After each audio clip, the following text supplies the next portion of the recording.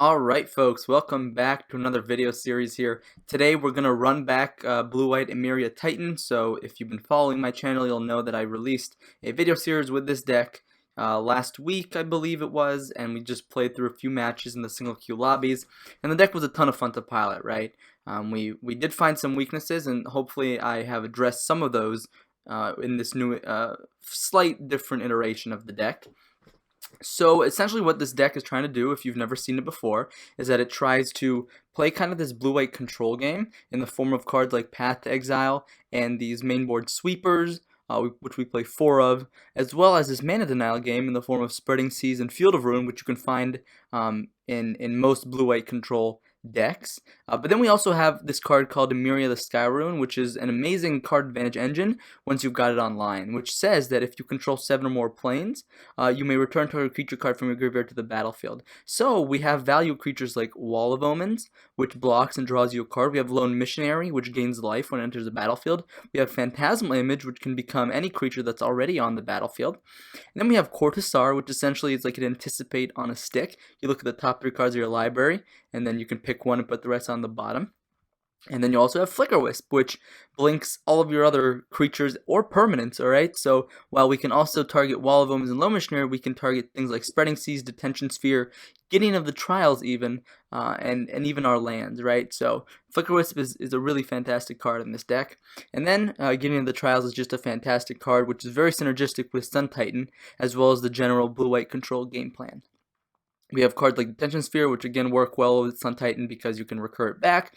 And then Crucible of Worlds is this card that not only helps you buy back some of your land destruction hate, but essentially just kind of guarantees that every turn you can put a plains into play as long as you have something like a fetch land in your graveyard, right? So that's what's really synergistic here. And it also just gets like really powerful against decks like Tron or Ponza, where they're just trying to either go on top of you with their lands and you can rebuy Field of Ruins, or against Ponza in the sense that you can just rebuy the lands that they try to destroy, right? So essentially, there's a lot of things going on here, but the deck has a pretty low curve, and then it has some powerful things to do in the late game. So that's what I really like about the deck, is that it's not this like value engine that is dependent on getting to like 6-7 mana and like resolving some big spells. Essentially what we're just trying to do is play all these low to the ground cards on the 2 and 3 drop slot, and then take over the game with our lands, and our cards are already so good that, you know, we don't necessarily need to play super expensive stuff. However, of course, we do play 3 Sun Titan, which essentially is our finisher, right? It just closes the deal, and that's what's really powerful about Sun Titan. So you'll notice maybe one slight change from my deck here than what I played with last week. Notably, what we've done is taken out Jace the Mind Sculptor. Reasoning was that this deck already grinds so well that Jace is just unnecessary, right? If you're playing the more traditional blue-white control, maybe you have some counter spells, you have, you know, sweepers and removal spells and things like that, but your card advantage engines and your finishers are usually going to come from your Planeswalker, like Jace and Teferi. Here we don't have that, but we don't need it, right? Our card advantage engine is the Emeria the Sky Rune, paired with our 2 and 3 drop engines over here in the form of Wall of Omens and Flicker Wisp and Spreading Seas and Cortazar and blinking some more, and that's how we get our card advantage, right? So we don't need a card like Jace the Mind Sculptor. It just felt like too much grind in a deck that already grinds so well. So what I replaced it with was Day of Judgment, and the reason we have a diverse set of sweepers here is because there is a deck called Humans in the format, if you're not familiar with it, which has cards like Meddling Mage, which can name certain cards, and then you can't cast it, right? So instead of just, you know, having all your sweepers be Supreme Verdict, which is, in my opinion, probably the strongest one, you can diversify that and play cards like 2 Verdicts, 1 Wrath, and 1 Day of Judgment.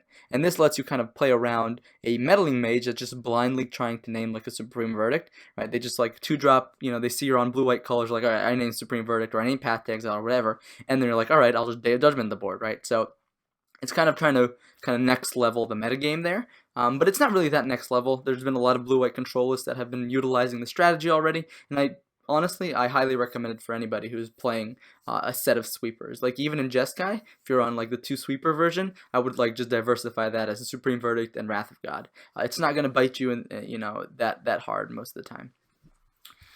Okay, so now let's go ahead and talk about the sideboard. So again, the sideboard is mostly the same as last time, I believe. I don't remember exactly what I had, but I did cut the Celestial Purges. I felt like they just didn't, do enough. And then I believe I also cut one of the Settle the Wreckages. I think I had two. And what I replaced that with a third Stony Silence because I felt that Tron was really dependent on like resolving Oblivion Stone and cracking it. So I think Stony Silence is really, really important in the Tron matchup because we apply pressure to their lands with like Spreading Seas, and like a single Oblivion Stone can not only reset all of our clocks that we've set up, like Flicker Wisp and Gideon of the Trials, or even our Crucible of Worlds, but it also and our Detention Spheres. Um, but it just rebuys it, and then once it blows all that up, it gets them Tron back. So that's what's really frustrating in that matchup. And so having a Stony Silence even on the draw to me seems like a good idea. It's a card that you really want to see somewhere sometime before turn 5. Because just fighting over an Oblivion Stone can be hard because if you try to counter it on the stack, really all you have is negate because Disdainful Stroke doesn't hit it. And then if you burn a negate on a Oblivion Stone and then they just set up Tron naturally and then they resolve Karns and Ugins, the matchup gets really, really hard. So I think turning off Oblivion Stone is a really key strategy to beating Tron, and that's why I really like the third Stony Silence. It's also helpful against decks like Affinity and Ironworks combo and things like that. And then I also put into Ruin Halo because I think this card is really good. So we can't play traditional, graveyard hate in this deck because Rest in Peace will shut off our own strategy. Now I haven't gotten around to testing Remorseful Cleric yet from M19, which is a creature that can exile a graveyard, as its ability. You sacrifice and you exile target player's graveyard, which is obviously synergistic with cards like Emeria and Sun Titan. Okay, so that is definitely on my to-do list in terms of how to incorporate that into the deck. But for now, I really like Ruin Halo in the sense that it's kind of graveyard hate without needing to be graveyard hate. Dredge is probably the most common graveyard-based deck, and a Ruin Halo, naming Prized Amalgam or Bloodghast, can completely shift the tide of the game. Ruin Halo is also very useful against certain combo decks, like Valakut, like Ad Nauseam, and it's just useful also against Death Shadow. I bring it in against humans. There have been certain scenarios where I, name like Champion of the Parish, and my opponent has like the 3 Champion of the Parish draw. That happens. So I really think Ruin Halo is a versatile card that we can make use of considering we're a mostly white deck with a bit of a blue splash. So getting this double white is very easy, and we can also, if our opponent destroys it, we can recur it with Sun Titan, which is also very useful. And then the rest of the sideboard here is pretty self-explanatory. Damping Sphere for Tron, Sorcerer Spyglass for just random Planeswalkers, artifacts, all that good stuff. We have a pile of counter magic here, 3 negate, 2 disdainful stroke, which is pretty fine for this deck. I don't really like having Dispel in this matchup, or in this deck. I feel like you're not really trying to fight that kind of game, but these counter spells kind of hit the decks that you want to hit, which is Combo and Tron. We're not really that bad against control that we need like Dispel or anything like that, so I don't really feel like Dispel fits this deck very much. And then of course we have this pile of white cards that are just our white hate cards, right? You have an extra Lone Missionary for burn, it's the 4th one in the 75. We have 3 Stony Silence, we have 2 Ruin Halo, and a Settle the Wreckage. Okay, so that was the deck tech for Blue-White Emeria. What we're going to do is run it through 5 matches of a Modern Competitive League. So I hope you stick around and watch those matches. So stay tuned for the first one coming up in just a second. I will see you guys soon. Alright, hello everybody. Welcome back to the first match here with Blue-White Emeria Titan. We have a pretty solid opener here, so let's go ahead and keep. Right, we have turn 2 Lone Missionary, turn 3 Gideon or Courtisar. Going to be pretty decent against creature strategies. Bloodstained Mire to me indicates it's either Burn or Mardu Pyromancer. Could be Jund, but Jund has been falling off the map a little bit lately. Blood Crypt indicates to me probably going to be Mardu Pyromancer. Oh, Greater Gargadon, huh? I am not familiar with the deck my opponent is playing, so let's just go ahead and pass the turn here. Reason we play our Prairie Stream is because we're probably not going to be able to get it into play untapped anytime soon with this opener here. Greater Gargadon into Blood Crypt, or Blood Crypt into Gargadon. Yeah, I'm not familiar with this. Oh, this could be like Vengevine? Let's see what our opponent's brewing up here. So, Sidisi's Faithful, Salvage Drone, a bunch of little creatures. So I have a feeling my opponent is playing Vengevine, but I'm not 100% sure. We will find out. So black-red indicates to me possibly even grave crawlers, but the blue in my opponent's graveyard could just be a Grixis deck of some sort. I imagine they're also playing Faithless Looting for the red. Alright, so it is a Grixis deck of some sort. I wonder if this kind of graveyard strategy is something we'll be okay against. Let's see what my opponent... Bridge from below. Alright, let's read this card together. Whenever a non-token creature is put into your graveyard from the battlefield, if it's in your graveyard, create a 2/2. When a creature is put into an opponent's graveyard from the battlefield, if Bridge from... Okay, so that's how we get it to go away. By one of our own creatures dying. Interesting. So, Bridge from below, pretty good card, kind of scary. The question is, do we want to play Lone Missionary or Wall of Omens here? I kind of want to play Wall of Omens as it blocks better. I don't think we're going to need the life gain right now, so let's just go ahead and get this Wall of Omens down.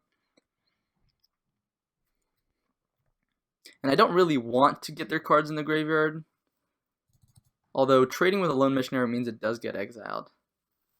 So it would be an interesting choice. Ah, I see. So they can sacrifice it to Greater Gargadon. Interesting. And that puts a 2/2 in their graveyard? Okay, sure. So maybe playing Lone Missionary was correct, just to get the bridge out of their deck. Wow. Are they going off? So they didn't find another bridge yet, so that's good. And let's see how many suspend counters this Greater Gargadon has. It's got 6. It's gonna have... Oh, okay, so it's still got 6, right? So that is something we're gonna have to be cautiously play around. Is that Greater Gargadon is a big beater. Opponent's gonna get in here for a bunch of damage. I wouldn't actually mind finding a sweeper here. When I say a bunch of damage, it's just 2 damage, right? That's not a lot. We have Lone Missionary. The question is just them finding more of their, like, Gravecrawler. Yeah, so I did expect that. Which is pretty good, right? They can sacrifice it to Greater Gargadon, get a zombie. Interesting. This is, yeah. Everyone has a pretty good setup here. I kind of want to play this Lone Missionary. This kind of may force a trade, exiles the Bridge of Below, and also gains us some life. Can slow down my opponent's aggression just a little bit. Our opponent being on 2 lands, I think, is good for us. I kind of want to play this Gideon post Gargadon. Alright, looks like my opponent's just gonna... Yeah, that's a pretty sweet combo with Gravecrawler. But hopefully they don't have more ways to fuel their graveyard. Because if we can just handle this one Bridge of Below for now. Interesting. Alright, they're gonna just do that. Sounds good. Do they attack? Interesting, they attack. Seems like not right to me, right? Because this will exile their Bridge of Below. Is it Bridge of Below or Bridge from Below? Alright, so they're just going to cash in their bridge right now, which makes sense. See, their Greater Gargadon is on 2, so that means it's coming down next turn. That is kind of scary, but we do have this Wall of Omens to block it. A Detention Sphere off the top would be quite good, right? It would let us exile all these zombies. Alright, looks like my opponent... Oh, they get to That's pretty sweet, actually. They get to exile the zombie that's in combat. That way they still keep their bridge from below. That's kind of cool. Again, alright, we have a couple choices here. We can Flicker Wisp our own Lone Missionary. Is that when it leaves the battlefield, or... No, when it's put into the graveyard. Interesting. So we have a couple options here, right? We can play Flicker Wisp, just eat a zombie, but eating a zombie just means Greater Gargadon's going to come down. But I guess Greater Gargadon coming down is fine. Maybe I need to find a sweeper effect with Cortisar. And we have quite a few blockers here. So I guess I'm not too worried about dying. Finding a sweeper seems fine to me. Like, playing Flicker Wisp, just trading it, doesn't seem that great to me. So we have 4 sweepers in the deck. Hopefully we can find one. Well, oh man, getting pretty punished for not playing the plains, right? Not playing the island. Either way, we're gonna take the. I'm gonna take that. Let's just go ahead and play this island. We'll say go. There might be an argument to just playing the Field of Ruin, actually. Yeah, maybe I was supposed to play the Field of Ruin. Because this island does slow down our ability to... Alright, here comes Greater Gargadon. Opponent's got a pretty sweet brew here.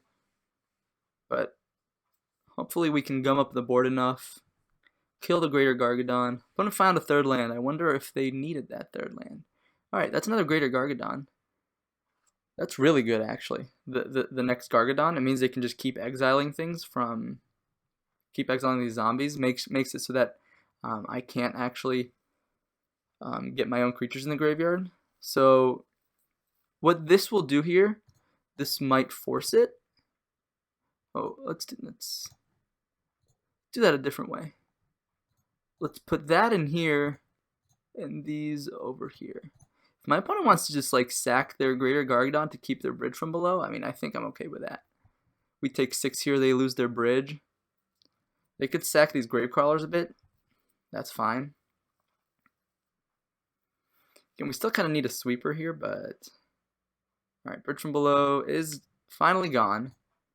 Question is, can we find a sweeper effect to now clean up the board? Well, not quite a sweeper, but it's not the end of the world.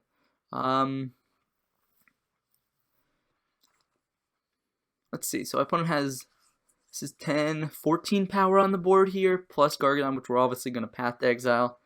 I kind of want to use my mana efficiently, but also gain some life just to make sure we don't just like die out of nowhere. So I think I'll just play the... Is this a turn that I want to get Gideon down, though? Or maybe I can even just like Flicker Wisp one of their zombies. Slow down their... I think I do want to be mana efficient this turn. And I could target Cortusar, but I want Cortusar as a blocker. So again, we're just going to kind of slow our opponent's board here a bit. Alright, they're going to sacrifice it to the Gargadon, which has, let's see, 7 counters on it.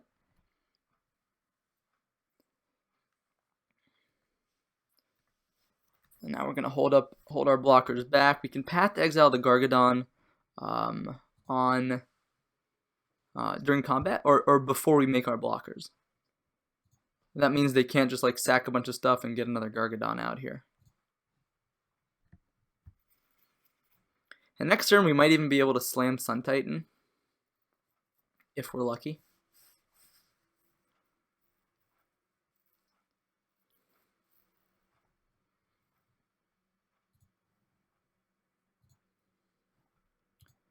Alright, so again, them not having much of a engine here is pretty good for us. They've got grave crawlers and stuff going on, but that's about it when it comes to having an engine. And these Wall of Omens, these Cortusars have saved us a good amount of life over the past couple turns. So I think this is a game where we might actually be favored. It depends on maybe what else my opponent has in their deck. Of course, they still got that Greater Gargadon as like a sack outlet to maybe keep their deck going, but I'm just going to keep looking at some of the cards. Drowned Rusalka, sacrifice a creature, discard a card, then draw a card. Interesting. Honestly, it looks like my opponent drew like the better start that their deck could have. Like, I imagine my opponent could have a pretty awkward draw with some of these like blue 1-drops and like no Greater Gargadon. See how my opponent wants to attack here. Attack with everything. So before blocks, we'll go ahead and path to exile the Greater Gargadon. Opponent's probably going to sacrifice this Gargadon to his other Gargadon if he wants to. He or she wants to. However, they might want the 4th land. I'm not sure. I haven't seen like a Bloodghast out of their deck. So they do play the Insolent Neonate. I do wonder if they play Faithless Looting. Probably not, right? And they probably don't play Bridgevine either. Looks like they value the basic out of their deck more than the Gargadon counter. So now we're going to go ahead and just block across the board here.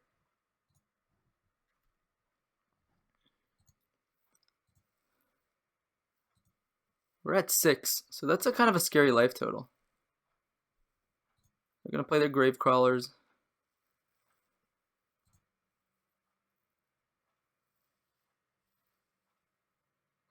Another Greater Gargadon. Wow, okay. Sure. Okay, another Plains. Is it Sun Titan time? I think it is Sun Titan time. I also think it's time to attack with Cortazar.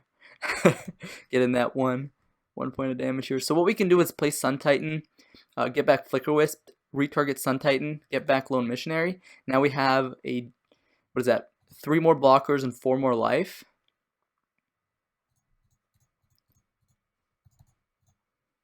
That seems pretty good to me.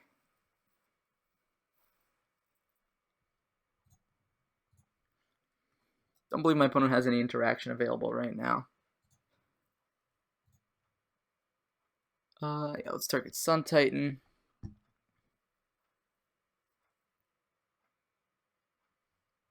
I don't think my opponent has any potential responses to that, but you never know. Alright, we get back Lone Missionary, gain 4 life, go up to 10. Opponent's going to have 7 attackers, we have 5 blockers.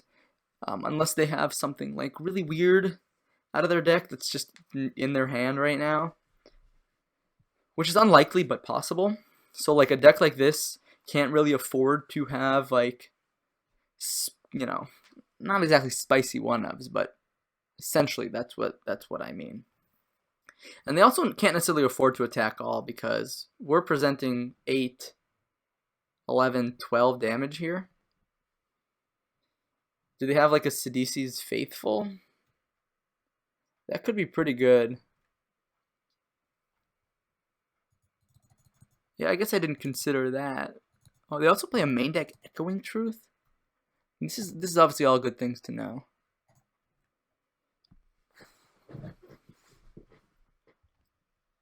I think we got a little bit punished. Yeah, Sidisi's Faithful. Wow. I don't think we're dead necessarily. Can it exploit itself? I think it can. Alright, is it going to return Sun Titan to my hand? Okay. Again, still not dead. Unless they go for like a bunch of Gargadon right now. They're not going for Gargadon, which again means we're not dead, which is most important.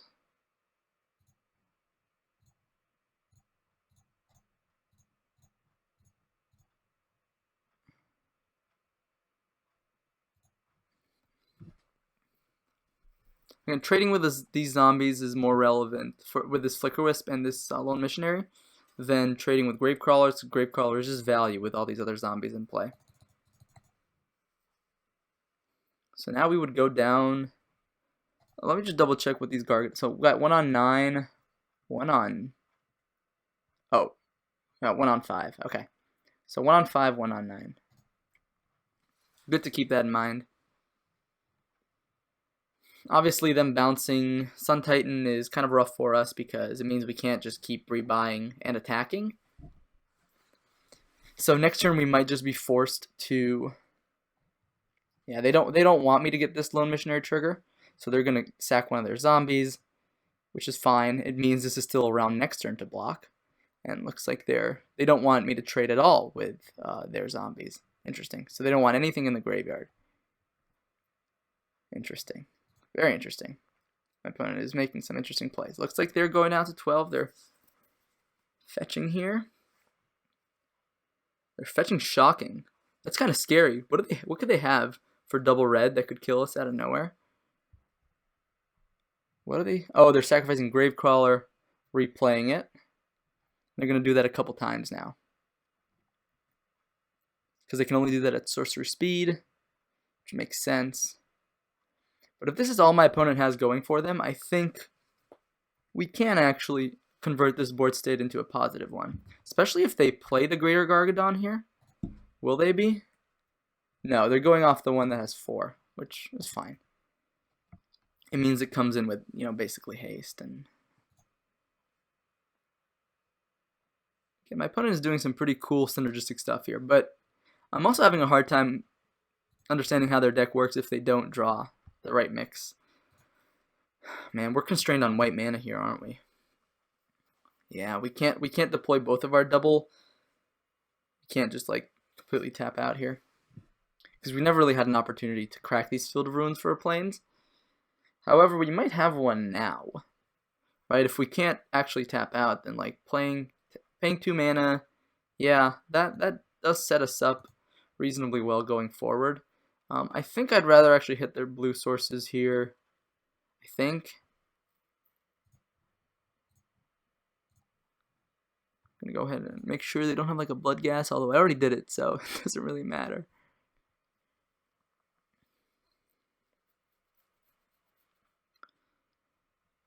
Oh my gosh. I did not consider that. Wow.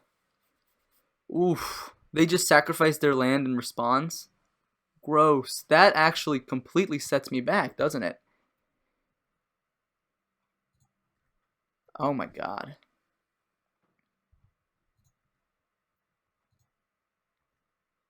So now I think I'm forced to play this Lone Missionary. Man, if I'd played the Missionary plus Flicker Wisp this turn, like I could have... Oh man. And our opponent doesn't have that great of a board here. And that was definitely a screw up, right? That is not what we wanted to do.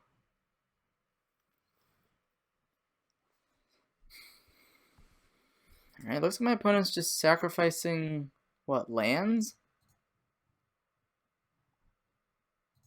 Okay. Sure. Your Gargadon is on 1.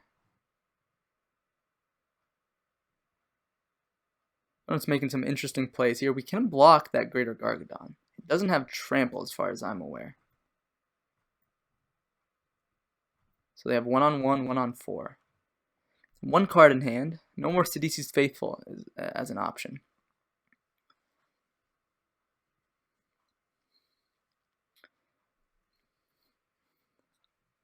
It's really interesting because normally like we're the deck that takes forever to win, but it looks like our opponent is really back on clock and they're not even necessarily winning here. Alright, so now I wonder what's going on. There must be something going on here that we're not aware of. I mean, again, them getting out these Greater Gargadons is not necessarily a path to victory. In fact, it's one of their best ways to just annoy us. Okay, they sacrifice another land. That's actually really scary. What does that mean? I mean, it means these 2 Greater Gargadons are coming down right now. But are they really winning if they don't have any sack outlet? And lands? And of course, they could just play the Gravecrawlers from the graveyard for the rest of eternity. But we have this card called Wall of Omens that does pretty well against that stuff. Alright, they're gonna just, I guess, swing out here. Again, we want to prioritize trading with these zombies as best as we can. Actually, I think I want to keep Wall of Omens around. So, I think that's the way that I'm going to do it. Although, let's think. Is this where we want to block Flicker Wisp? I think so.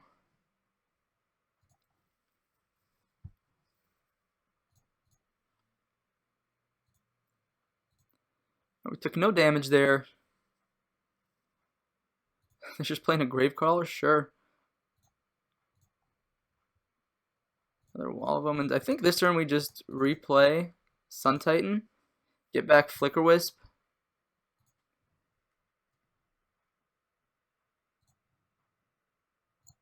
Target Sun Titan.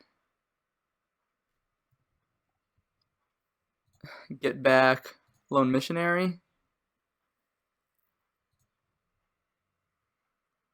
Now we're up to 12 life. I don't think our opponent can do anything crazy from here.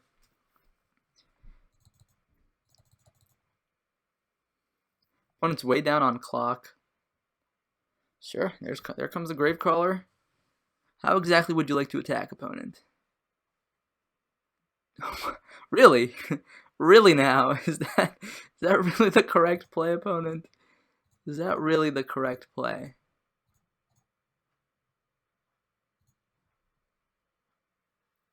I guess arguably I could have just had lethal there with I guess let's just go ahead and attack with Sun Titan. Probably want to just get back Lone Missionary. I could get greedy, get back Cortazar, but I just want to gain some life here. And my opponent finally concedes. They realize that they're not winning. So I could have won this turn actually if I had just not blocked with not blocked this Gravecrawler and blocked with Wall of Omens and left back Flicker Wisp. So gonna go ahead and keep that in mind moving forward. It's my opponent. I like the idea of Settle the Wreckage. Rune Halo might be okay. Lone Missionary seems like a great way to gain some life. They don't seem like a negate deck, or a Stony deck, or a Stroke deck, or a Spyglass deck. I guess Spyglass can name Greater Gargadon. Yeah, that can actually work. Question is there anything we want to cut? We probably don't want Crucible of Worlds in this matchup. I think we can definitely trim some number of Spreading Seas here as well. This is just not the game we want to be playing against this opponent. I'm actually going to trim all of them and then just bring in like anti-creature stuff. I want everything I do to interact with the board as best as possible. We got 5 sweepers. We have a lot of good stuff to do here. I'm going to go ahead and just submit deck. Again, I believe Sorcerer Spyglass can name Greater Gargadon, which is why I'm bringing it in. Interesting. We have Wall of Omens on 2. And this basic island is kind of trash, but I guess Wall of Omens on 2 is not the worst. Hopefully our opponent doesn't have the nut start this time. Let's see. Alright. Ooh, Emeria. Yeah, I think I'll actually get that down. Emeria into Island is always just like the most awkward sequence. I actually just didn't even notice we had the Settle here as well. Settle seems fantastic against what my opponent's trying to do. Alright, they're going to build their graveyard here. No Greater Gargadon as it seems yet. Do they have a second land? They could still have a Greater Gargadon here. Alright, but they didn't find maybe what they were looking for.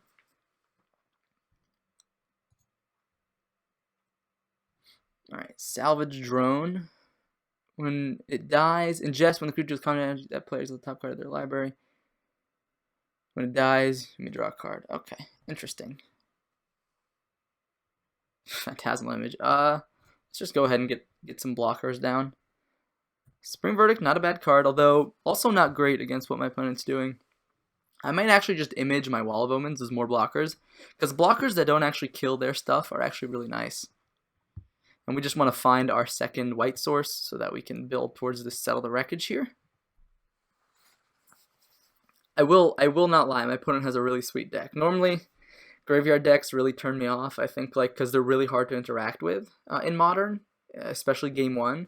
But creature-based graveyard strategies like this that have a hard time interacting with the board or closing out the game. That's the thing. People play Living End because it can just blow up the board, and people play Dredge because it has this inevitability and explosiveness with Conflagrate.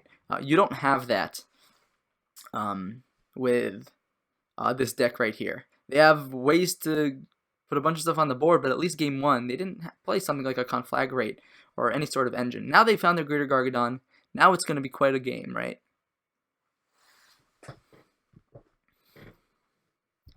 Alright, looks like they're just going to go ahead and cash in their Salvage Drone right away. They get to draw a card, discard a card.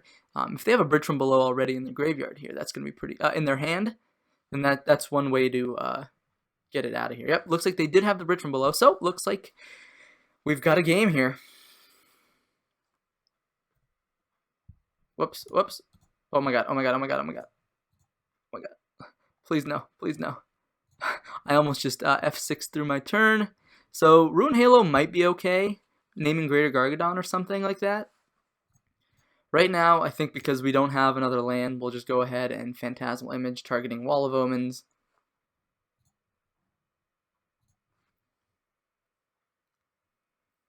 Path to Exile. Well, it's not land number 4, but it is an interactive spell. Looks like my opponent's just going to go off here, unfortunately. Alright. So they do have Bridgevine. I really thought they did have Bridgevine. Yeah. Bridgevine just makes so much sense in a deck like this. And they do have double Gravecrawler. Whew. Our opponent's going off. Our opponent is going off. We can hopefully find a Plains for Settle the Wreckage. But they might even play cards like Negate in their sideboard. I mean, it would be pretty crazy, but it's definitely not impossible. The issue with Bridgevine is the fact that we can block with Wall of Omens, and that will kill the Bridge from below. It also just saves us the most life, so it's just a natural play for us to make. Unfortunately, we can't name tokens with Rune Halo. We have to name a card name, and we can't name zombie tokens. So if you're wondering why I'm not running out Rune Halo naming zombie, that's why. Alright. Let's see, how many counters? That Greater Gargadon could come out right now if my opponent wanted to, but it doesn't seem like necessarily a winning line. So now we really need to find... No, excuse me.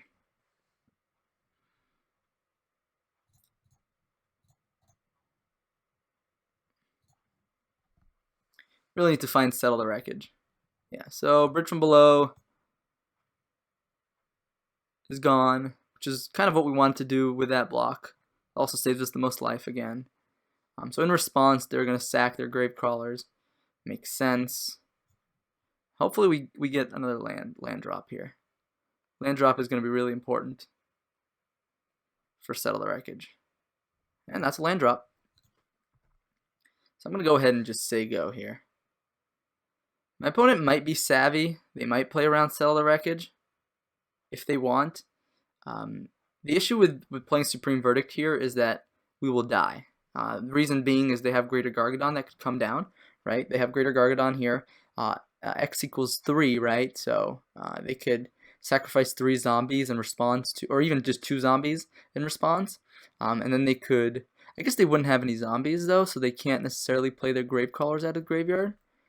But if my opponent makes a conservative attack here, then maybe we can just Verdict next turn. I'm not sure.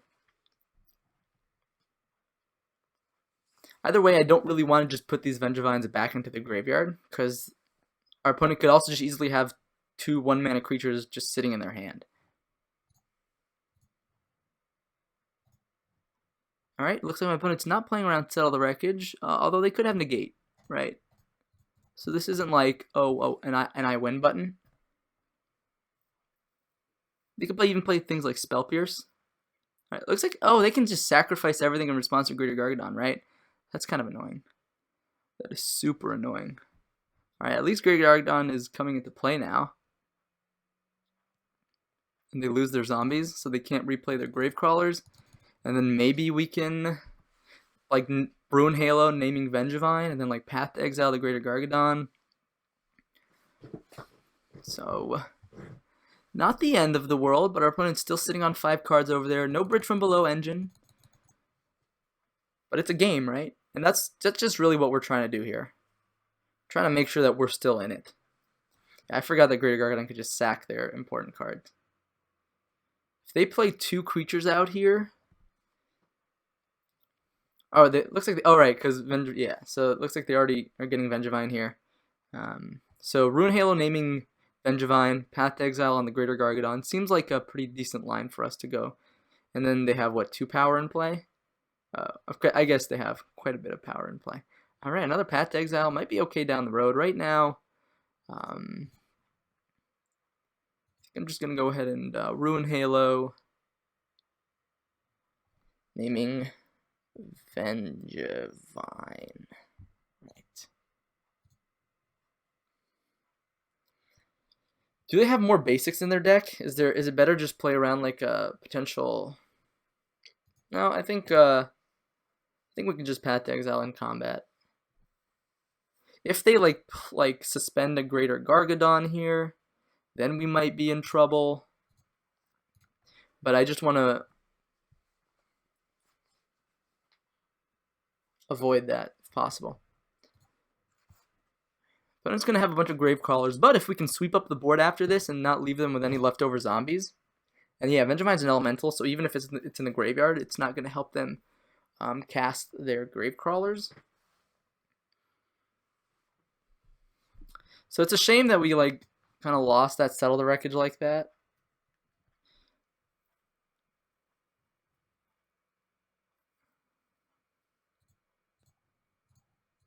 Let's go ahead and just Path to Exile the Greater Gargadon. And next turn we can actually play Gideon plus Path to Exile one of the Grave Crawlers, depending on what my opponent does. Alright, they don't have any more basics left, so that's good to know. Might also be relevant with our Field of Ruins in the deck. I wonder if my opponent has any reach effects, like, 2 mana. Each player discards a card. That's pretty good. Rotting Breath. With Unearth. Question is, what do we want to discard here? Probably Flicker Wisp. I don't see Flicker Wisp doing much here. Oh, and they just get to discard their Bridge from Below? That's so good. Here comes another Gravecrawler. Yep. Oh my god, they just have all the Gravecrawlers, huh? Alright, another Ruin Halo wouldn't be bad. They've got 2 cards left in hand though. Arid Mesa, huh? We have a couple options here. We could play Court Hussar, try to find something, we use it as a blocker, and also Path to Exile. Alternatively, we can Court Hussar, blow up the Bridge from Below, but then we're just dead, right? Because we 1, 2, 3, yeah, we're at 7 life. I think we're kind of locked into playing Gideon here. Ticking up on the Gravecrawler. Holding up Path to Exile.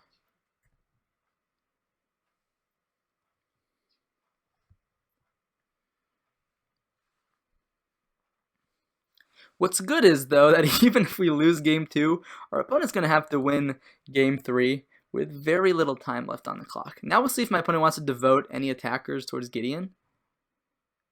Oh, right. Yep. That's a good heads-up play for my opponent. The Vengevine can actually kill Planeswalkers. So that attacks me. So they are presenting lethal at me. Which means I want to Path to Exile that.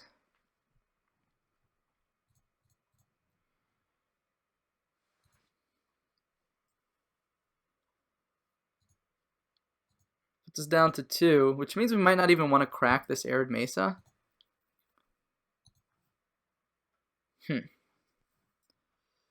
So now I think we're, well, interesting. If we'd blown up the Bridge from Below last turn, no. We would have to find another like Path to Exile off the top of our deck. We could, yeah. Bridge from Below is really good against sweepers, right? Whenever a non-token creature put into your graveyard from the battlefield, Bridge from Below, create a 2/2. Yeah, so that's going to just create a bunch of 2/2 zombies, which can then get replayed. Yeah, so, I mean, I don't think I have any outs. I guess I could find the second Ruin Halo, naming Gravecrawler.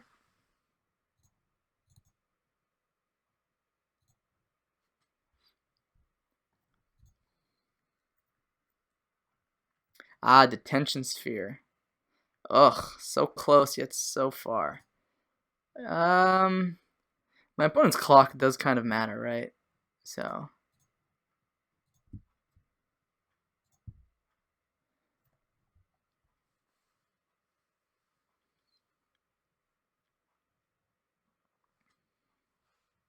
Suspends a Greater Gargadon, and I think we're super dead here.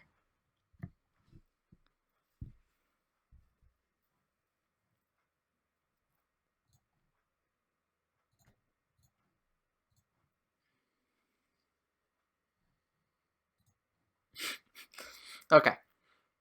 Moving on. Game 3 on the play. Hopefully should get a little bit better for us. Wonder if like Damping Sphere is reasonable. They play multiple spells a turn. Nah, that can't possibly be correct.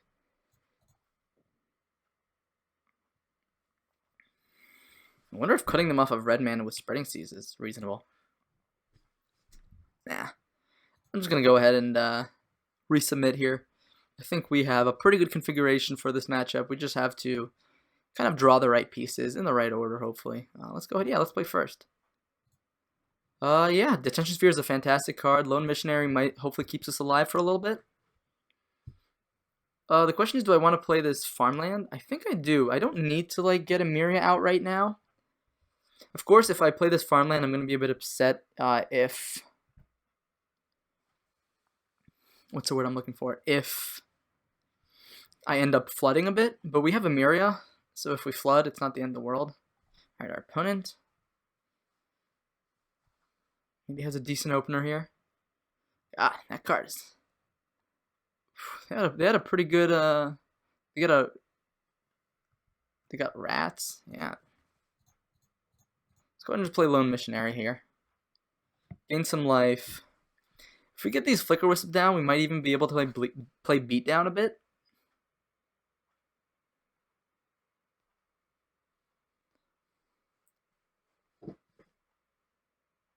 That is if they don't keep back any blockers. I'm not going to attack Lone Missionary into a Stitcher's supplier.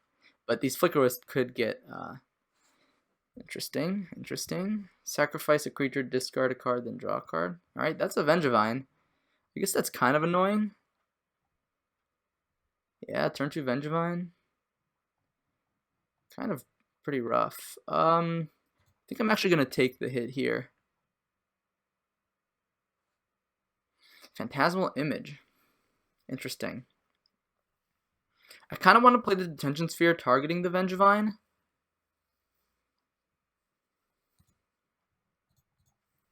If that's reasonable. Because we can always blink the Detention Sphere and get back more. But right now I think it's best to just stop the aggression. I'd rather block like the Salvage Drone or something.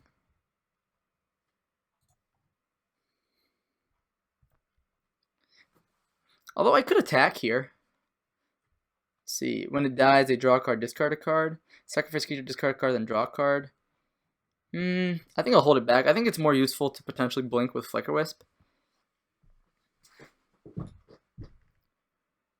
My opponent wants to discard a bunch of Bridgevines right now from their hand in some way. So looks like they're gonna do the Stitchers. Alright, what did they get in the yard? They didn't get anything good in the yard. They do draw a card and discard a card though, so they could get a Bridge from below in their hand into the graveyard. A Gravecrawler, okay. Not the end of the world for us. Not even close, actually. Front's got to win with 2 minutes on the clock, and it's going to be pretty hard to do without Bridgevine. They don't have a zombie, right? Eldrazi Drone, and a Spirit. Yeah. I wonder if they're attacking just with this. Oh, they're attacking with both. I think I might actually. Well, the reason I'm not gonna. Oh man, they exiled one of my Detention Spheres. That's pretty good. The reason I didn't want to block there was because Lone Missionary could get in for damage, and we can blink it with Flicker Wisp. Chittering Rats. I think we'll just discard this Phantasmal Image. There's nothing really fantastic on the board right now that we want. Interesting that they did that post-combat. Oh, they did discard a Bridge from below. Interesting. How does that work? Whatever. Whoops. I'm going to go ahead and swing for 2 here. I'm going to get my beats on.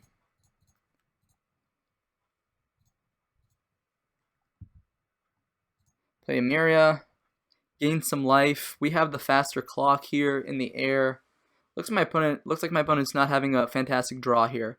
And it looks like my opponent just conceded because it's going to be really hard to beat us when we're at 20 life and they have a minute 45 left on the clock is what I imagine. But I also think we were in a really favorable position regardless of my opponent's life total. Time on the clock. Anyways, that was the first match there with Blue-White Emeria against a really interesting Bridge from Below deck. Super cool stuff here. I wonder if it like 5-0'd recently. Maybe that's why they're playing it, or if this is just a brew that my opponent has. Definitely, I'm a big fan of brews. So nice to see that from the opponent, putting up some good games there. But we got there in the end. So stay tuned for the second match coming up in just a second. I'll see you guys soon. Okay, guys, welcome back to the second match here with Blue-White Emeria. We were able to win the first round, and we have a pretty land-heavy opener here, but, I'm not going to mulligan it, right? Having lack of threats can be pretty rough against maybe a discard-based deck. Just kidding. On the draw against Tron. We need our Spreading Seas immediately, probably. Cortosar, not quite. So, yeah, I kind of hate Tron. Hopefully we're going to dodge. All right, Blue Tron. Field of Ruin might actually do some work here. And Emeria might also do some work. Blue Tron, I'm much happier to see Blue Tron. I'm not going to lie, guys. Yeah, let's just go ahead and get a fetch out here. Start thinning our deck a bit. Let's get a Plains. Wall of Omens. If my opponent wants to condescend that, they can be my guest. Now we got this Field of Ruin as well to hopefully fight against Tron. But they do have a good amount of digging, so their long game might be pretty good. What did they find? They found Urza's Tower, so I'm definitely inclined to Field of Ruin that. Rough. So they have the Expedition map here as well. So probably just gonna Field of Ruin them on their draw step. We'll see what they want to do with this Expedition map here. So they do crack it right now. I wonder if they're just getting the Urza's Mine, or if they're getting another Urza's Tower, Urza's Mine. So I'm going to go ahead and just blow that up right now.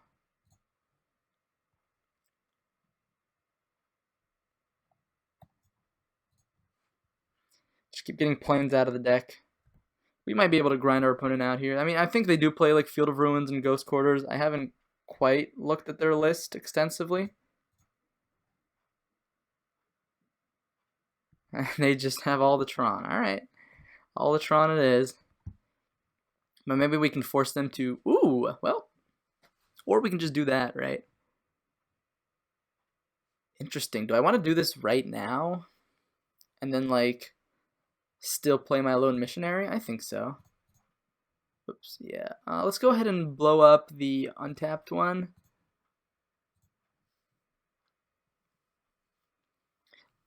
It was the first land they were willing to play out, though. Alright. Let's go ahead and go to second main phase, make them use their mana right now. Oh, shoot, never mind. They can still have Condescend mana. Huh.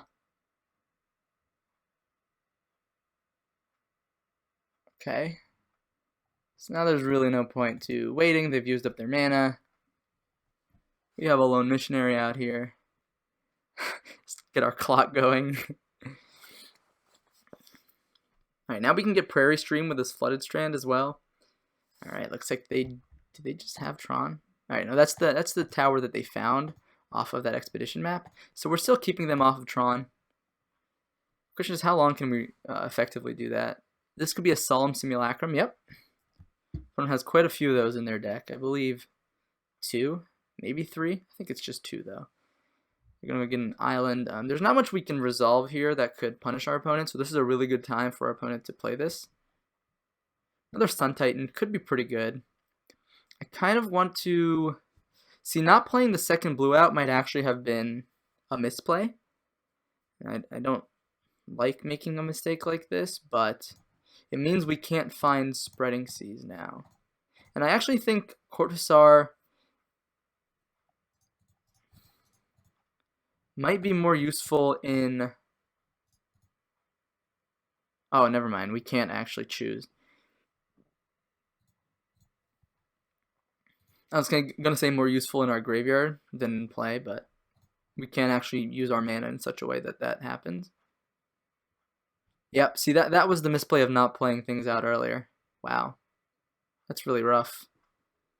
I think we still want to take the Spreading Seas here, but our opponent's going to have 7 mana naturally. Thankfully, we have this Detention Sphere.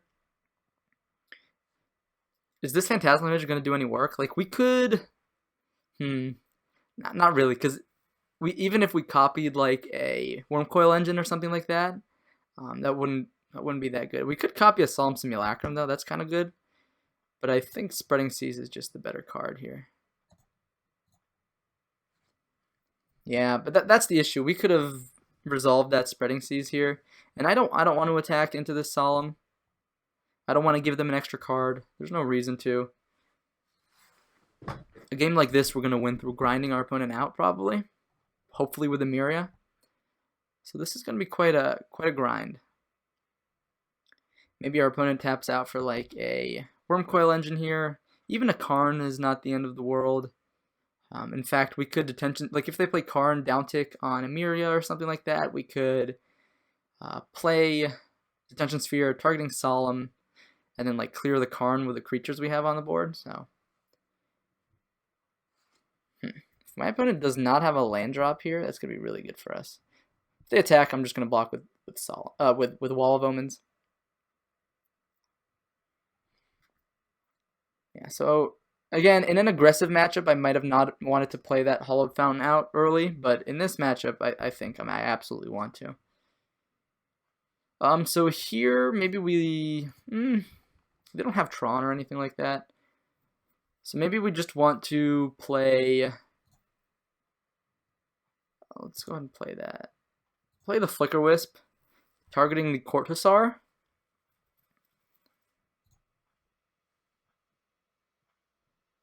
And getting this into the graveyard is actually okay with both Emeria in play and... well, I'll hit their tower, but I have a feeling they have to have a counterspell at this point. Okay, no counterspell, so we're taking them off of Tron slowly but surely. Day of Judgment, not at its best here. So here we represent Path to Exile. Not that that means much, but... let's go ahead and look at the top 3 cards of our library. I like Ghost... well, 1, 2, 3, 4, 5... I think I want more planes. Yeah. Ghost Quarter is not bad, but again, they're a bit away from getting Tron. Flickerwitz might actually be able to bring the beats a bit. Wow, they have like a dismember for all of them. Okay. That is an interesting play for my opponent. Do they want to start attacking with this Solemn? Is that it? Do they think they can win the race?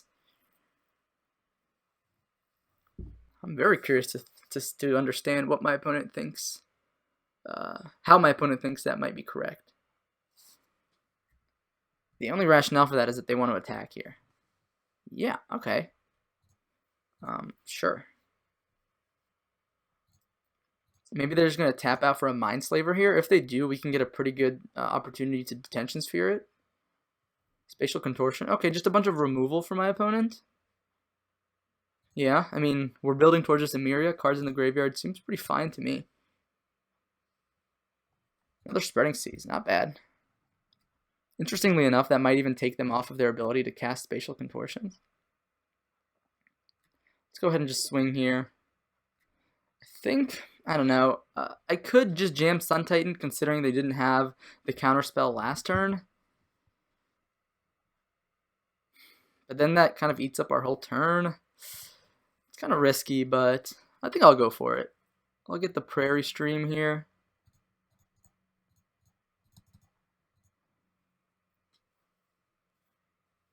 Maybe they're just saving their Condescend. Alright, no Condescend. Wow. Let's go ahead and get Flicker Wisp. Target Sun Titan here.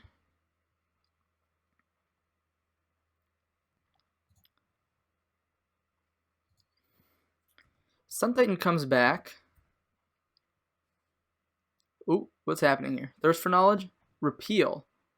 What? My opponent's just like spewing here.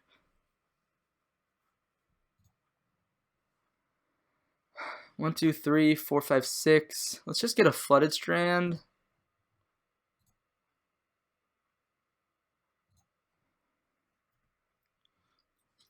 That will leave us with 7 plains. Maybe they're just digging for land number 7.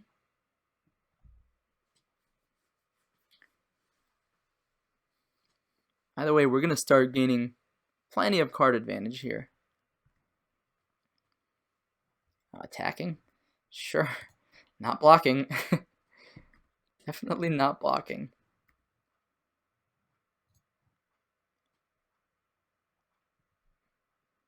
Interesting. Opponent's tapping out. Maybe like a Thirst for Snapcaster Mage. Okay. Targeting like Spatial Contortion. That seems like a Dismember. What is my opponent? Again, my opponent it just seems like they're spewing here. This doesn't make any sense at all. We'll just get back that. Oh, do they have double Dismember here? Sure. We'll just get it back with Emeria, though. They have Spatial Contortion.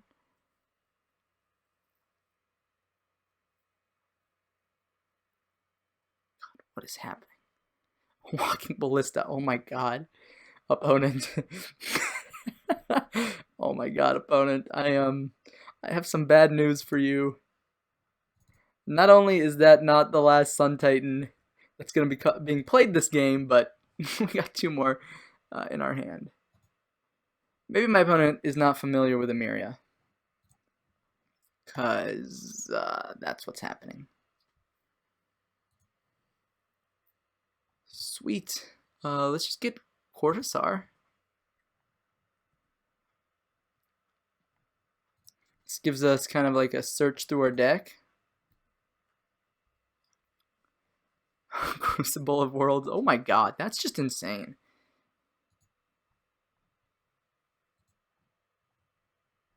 Alright, that gets sacrificed. Alright, we still have a draw step. I was like, I don't need a draw step. Let's play Crucible. Play the Field of Ruin. Play the Sun Titan. And my opponent gets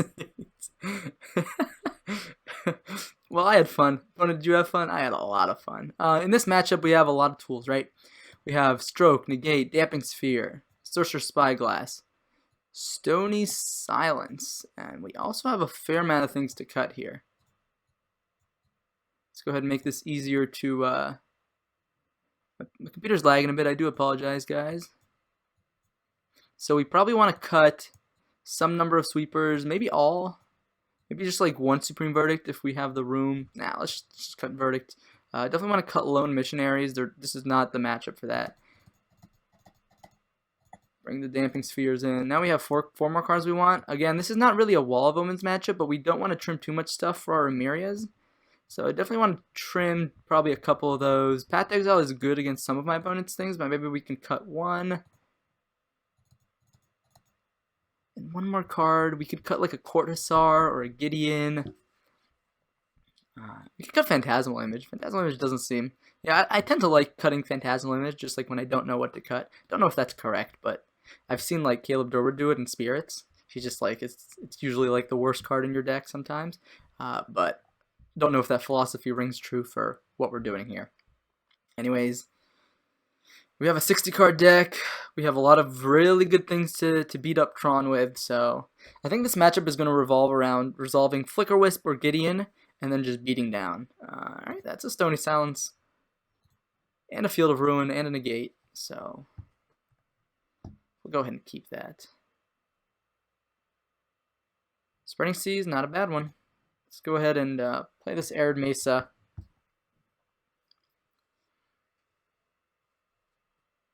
Uh-oh. Uh-oh. Natural Tron? Let's just go ahead and get an Irrigated Farmland here. Yeah, I'm kind of worried about Natural Tron. I don't know if... Well, they can't counterspell me here, so maybe just resolving Spreading Seas will be fine. Yeah, I kind of like the idea of just resolving Spreading Seas here. It means they definitely don't have Tron. I don't remember which one they played first. I think they played Urza's Tower first. I kind of like going for... Well, There's a couple arguments here, but I think hitting the Urza's Tower is correct.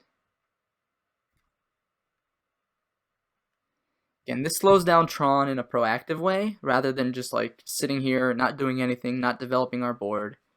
If they slam like an Oblivion Stone next turn, then we slam Stony Silence. Field of Ruin, okay. Although that did fix their blue mana kind of, right? I wonder if it's time to try to resolve Flicker Wisp here. I think so. I don't really want to just run Stony Silence into something. Let's go ahead and get some value off of the Spreading Seas here.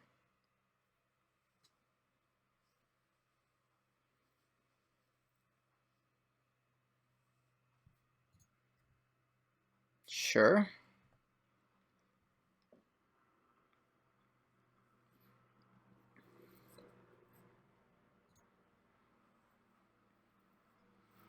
Sees my opponent want to use their Field of Ruin on something. I would be okay with that. If that's what my opponent chooses to do with their life. Thirst for Knowledge. Makes sense. Again, establishing a clock is really important in a matchup like this. So, they just discard the Mindslaver. Sure. Let's go ahead and retarget the Urza's Tower. That's what we did before. No reason. Same argument to do it again. All right, there's another Urza's power plant. So, kind of glad I didn't hit the power plant. All right, no artifacts going right now. So I think we just get in here for 3. Does my opponent have a Dismember? Spatial Contortion? Yeah, I don't think I'm going to fight over that.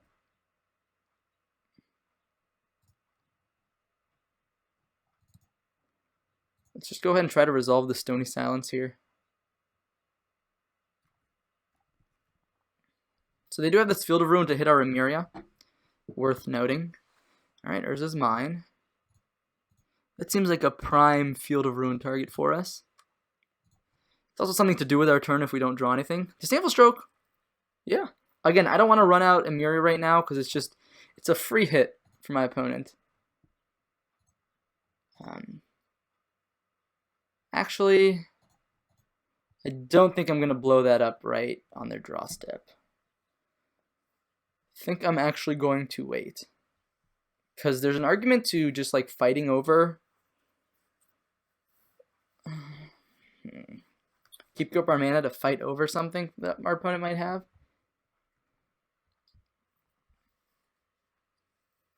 Interesting. Does the opponent have another Thirst for Knowledge? Do I want to counter that? Kind of want to. Yeah. Let's just leave them with a bad hand, hopefully. Can we have Disdainful Stroke here if our opponent just rips Urza's Tower? Although Urza's Tower would be quite rough for us. Expedition map, huh? Yeah. Can't? Oh, yeah, Stony Silence gets that, right?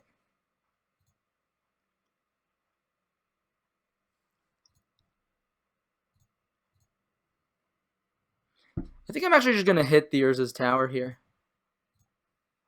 It's kind of weird, but I'm okay with Spreading Seas being in the graveyard. Because it means it's something Sun Titan can get back. Sure. Go ahead and get a Plains from our deck. Opponent still has blue mana available here, so if they have another Thirst for Knowledge, they could go for it, which still lets them keep up something like Condescend on my turn. No Condescend, though. Ooh, Damping Sphere. Kind of like that. Although, it is a little awkward. Damping Sphere is definitely a little awkward. I am worried about a Condescend here. I don't want to take down my Disdainful Stroke shield. Yeah, Damping Sphere now just like makes it so that even if my opponent rips Urza's Tower off the top, it's not the end of the world.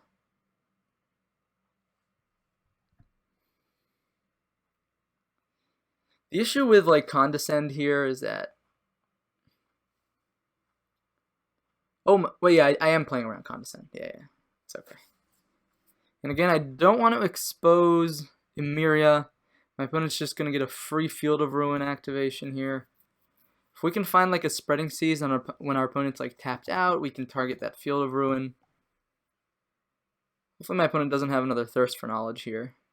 We fought over the other one because we kind of had this feeling our opponent had a clunky hand, but if they just have another one, then they could have Repeal. Repeal works. Oh wait, no, yeah, X equals 3 for Repeal. X equals 2, right, that makes sense. So now they can crack this Expedition map, but thankfully we have double protection against Damping Sphere. I guess they just need any land, though. Yeah. You crack that right away, because they just need to hit their 6th land. There's his tower. Thankfully, Damping Sphere shuts off that shenanigans. Opponent's still holding up mana. I'm gonna go ahead and, oh, I already got the Irrigated Farmland out, so let's just get another Hollowed Fountain out of my deck. Kind of want to draw some action here. Well, that's kind of action. Ooh, but it also means we can't. Do we even want to deploy Stony Silence anymore? Probably not. I think I'm gonna play it.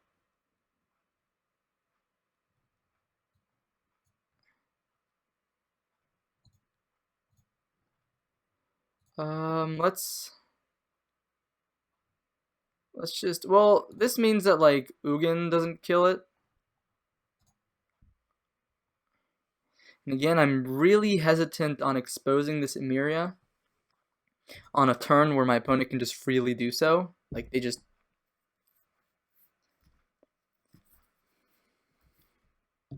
have the mana.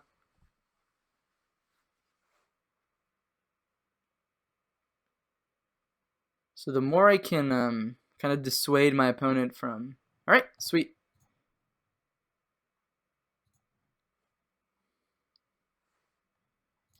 We got our opponent to pop the Field of Ruin before they were supposed to. Alright. So far, we're okay.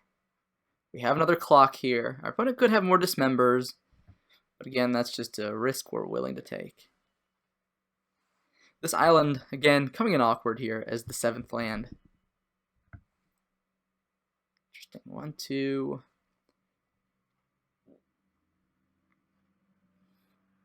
Huh. That's kind of cool. Alright, now we're down to 5 planes.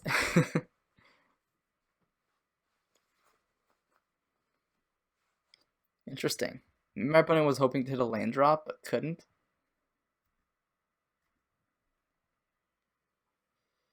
Crucible of Worlds seems fantastic here. Wow.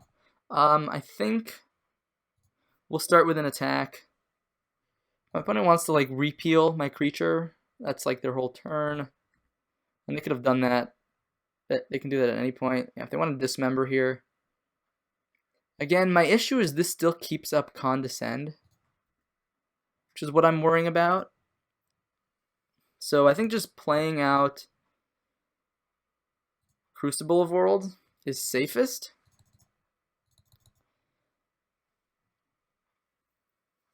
My opponent counters this, and then we just play the Emeria.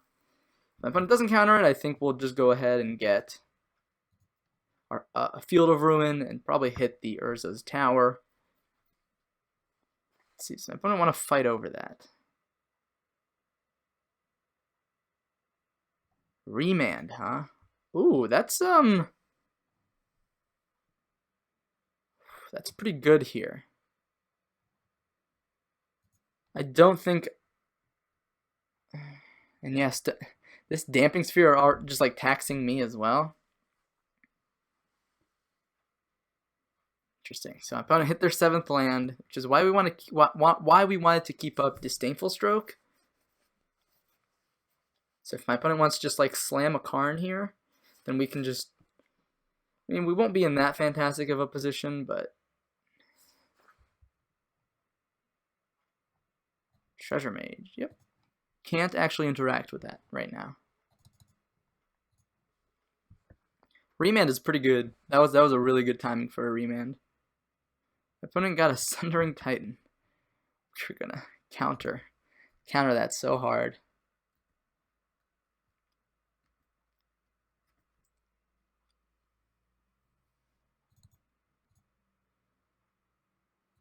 Let's go ahead and play Crucible again. 1, 2, 3, 4, 5. Probably want to get the Field of Ruin here. Could just get the irrigated farmland. Is Field of Ruin even good here? I don't know. Maybe I can also play like Stony Silence here.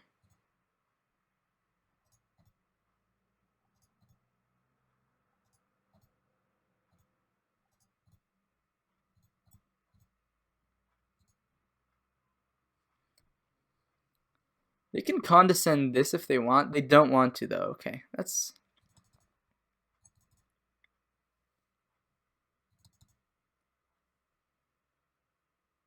I kind of want to get the irrigated farmland. Because I don't think I'm going to be activating Field of Ruin right now. Now we can still hold up Disdainful Stroke for a potential Sundering Titan here. If they just go like land into Titan. If they go land into Titan, it's not the end of the world even though, but... Alright. Looks like my opponent's just going to beat me down here with the 2-2 for the rest of the game. Do we even have any creatures in the yard? We have a Flicker Wisp. I guess that's not a bad recursion target. They have like a Walking Ballista.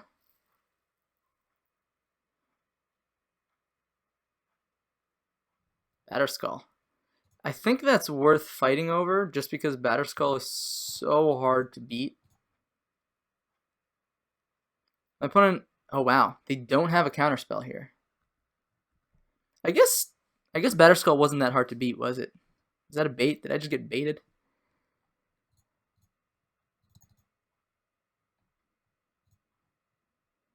Let's go ahead and start here. I think I don't mind getting back. Well, Flicker Wisp just, oh well. Yeah, Flicker Wisp seems fine. Maybe I should have let off with Wall of Omens to see what I wanted to do here.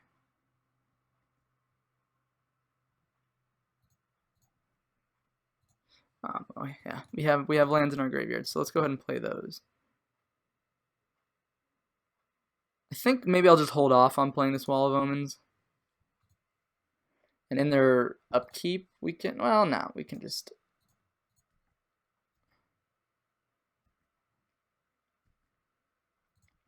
I don't know if I'm playing kind of loose, but I'm also playing kind of conservative. I don't want to just kind of spew everything. Let's just go ahead and get a Spreading Seas. I don't know if it's right to get Gideon here. Because we can't even activate it.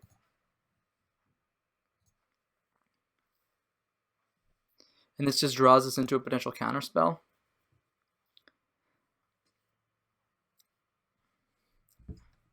There's Academy Runes. We can pop that off with Field of Ruin. My opponent's going to blow up Ugin. Whoa, shoot. Oh my god. Yep.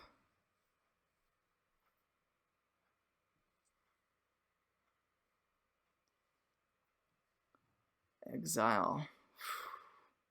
Sure. Yep. That's really good from our opponent's side. Ugin is really rough for us. Let's just go ahead and blow that up right away. Now we don't even have a creature in the yard to... That was our last basic plans, huh?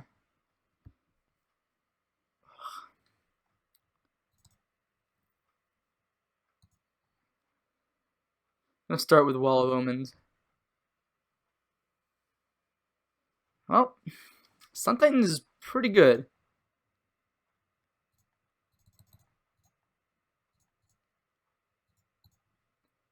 Means we get back Gideon.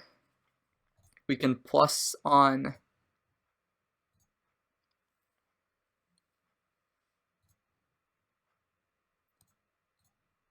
plus on Ugin. Let's see, we have 5, 6, 7, 8 planes here. I think it's actually, well, let's see, do we have any more? Yeah, we have, I believe we have one more Hollowed Fountain in our deck. Let's go ahead and,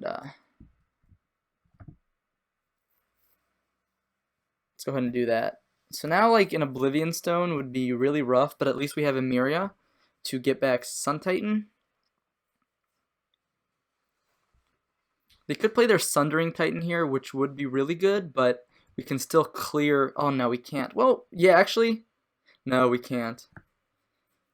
We can't actually clear the Ugin that way. But they will get to blow up 2 of our planes, which is not that great against, like, Crucible.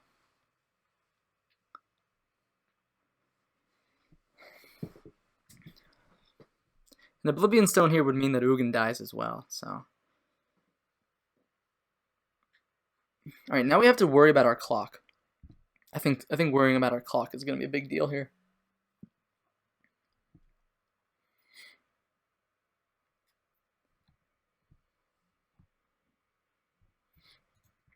Alright, excuse me guys. Thought I was going to sneeze. So Ugin's damage got prevented there. This goes ahead and blows up. Probably like farmland plus Hollowed Fountain. Just that works too. Which we can just replay from the yard, so not a big deal. Still have a Hollowed Fountain in the library, which is our 7th. Cortazar, huh?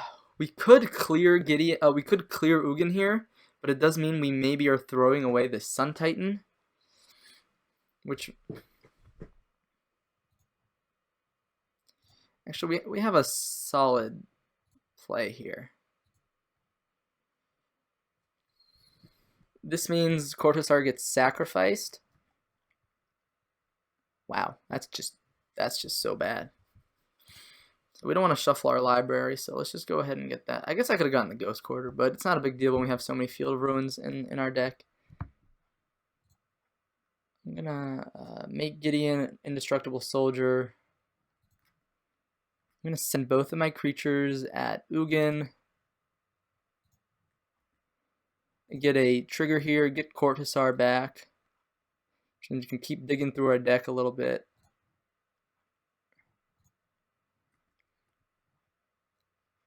Disdainful Stroke. Yeah, I'm actually going to go ahead and pick that up here. So Cortazar goes back into the graveyard. We'll go ahead and get Ugin down. Sun Titan's down, but don't think we care too much about that. Here, let's go ahead and actually just want to go ahead and play this Prairie Stream out from my hand. It might kind of give away, but I kind of want an untapped blue source that I don't have to shock for. So that's just the way we're going to do it. And we have 1, 2, 3, 4, 5, 6. We have 8 planes in play, which means we'll get back Sun Titan next turn.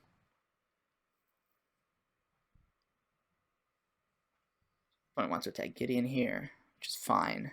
We'll block. Because Gideon can just keep this Sundering Titan under control.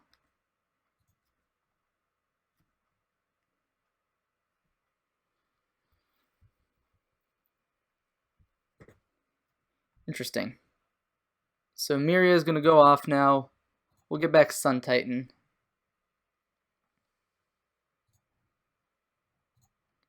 We'll target Cortazar. Just keep digging through our deck.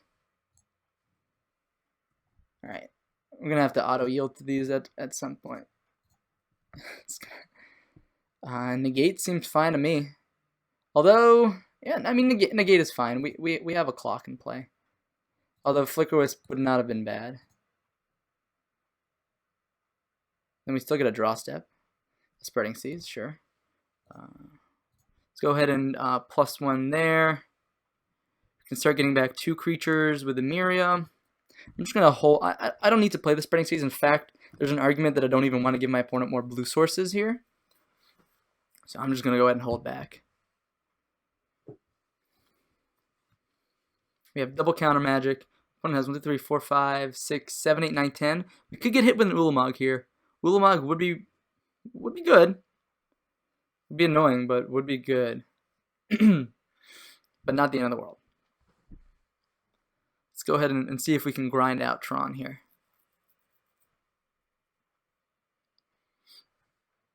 4, 5, 6, 7. Let's turn off these auto yields. 8, 9, 10. Walking Ballista for 10.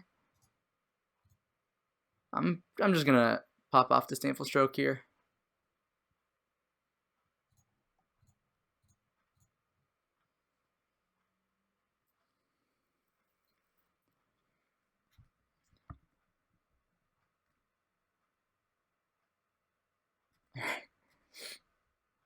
Alright, first one, target wall. Second one, target Courtisar. Then let's just say always yield.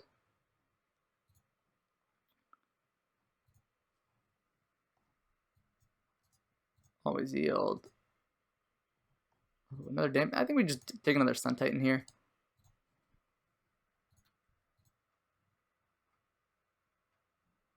Yes. Drawing all the cards. Sorcerer Spyglass. Wow, that's actually not bad here. I'm going to go ahead and fire that off. See what my opponent is sitting on in their hand. That will let me know how I want to play this turn out. Contortion, Contortion, Condescend, Expedition Map. Interesting. I think then we just name like Karn, right? Karn seems like just the worst thing for us here. Karn Liberated. Yeah, that's the one. Alright. I have to start speeding it up here.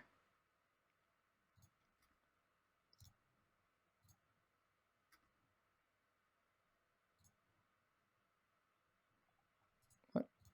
Oh, right, I have to stack them. Interesting. Let's get Flicker Wisp here. Flicker Wisp increases our clock a little bit. I could have Path to Exile the Sunring Titan. I don't necessarily want to blow up a bunch of our planes though. Maybe that's me being a little greedy here. They have double Condescend to make note of.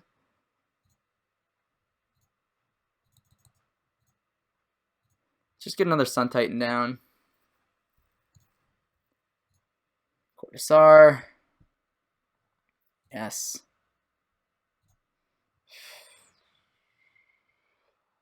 We can find another negate here. Perfect.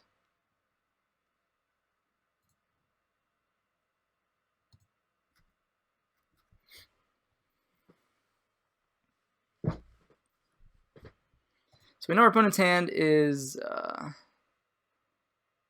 Oh. Did I forget to play around that?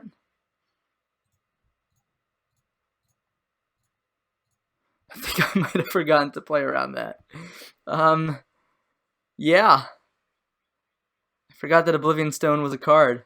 Why didn't I name that with Sorcerer Spyglass? They can Condescend here for a bit, but then they can't crack the Oblivion Stone. Might give us another opportunity to find like a Detention Sphere or...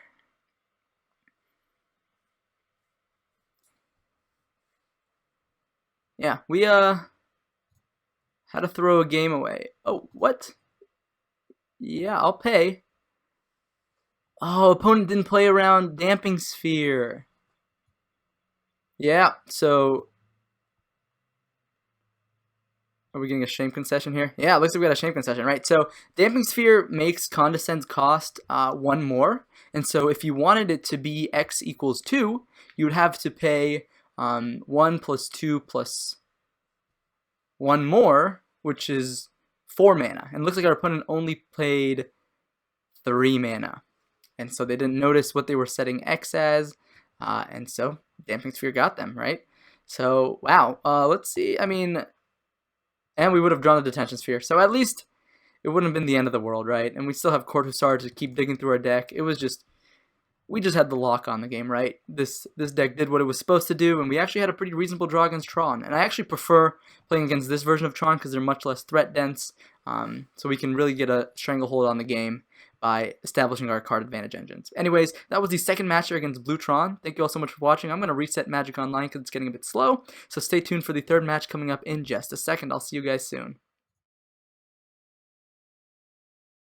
Alright, what's up folks? Welcome back to the third match here with Blue-White Emeria Titan. If you've been sticking around so far, you'll notice that this deck is quite a grind, right? There's a lot of stuff happening, a lot of triggers. Anyway, let's go and look at our hand. We'll probably keep it. It's pretty land heavy. No Emeria. However, we have Wall of Omens, we have Flicker Wisp. Looks like we're up against Affinity here. So let's go ahead and hope we can draw our sweeper somewhere in the top few cards of our deck, right? So let's just go ahead and play this Hallowed Fountain tapped. Set up blue mana, avoid taking any damage. We might not want to use all these fetches down the road. Sweet, our opponent doesn't look like they have the mana to equip Cranial Plating right now. Might give us the breathing room to find a sweeper effect. Another Wall of Omens, okay. Not great in the face of flying stuff. Alright, Memnite, sure. It's probably what they drew for turn. I have a feeling they got to have more payoff here, or else this is quite a poor keep for my opponent. Interesting. So the fact they don't have any colored mana is going to be really good for us. It means Flicker Wisp is a reasonable blocker here. And we're just going to go ahead and play it. Flicker Wisp can blink the Wall of Omens, draw us an extra card, trade with whatever is equipped with Cranial Plating to save us some life. That's a lone missionary. That is definitely not a bad draw. Alright, opponent. It's a lot of lands. Hopefully they don't have a Karn. Well, they might have a Karn. Yep, that's a Karn. Oh boy. Now this game got a whole lot harder. So now I'm actually not gonna block the Vault Scourge. Yeah. We'll just take it. We'll clear that Karn.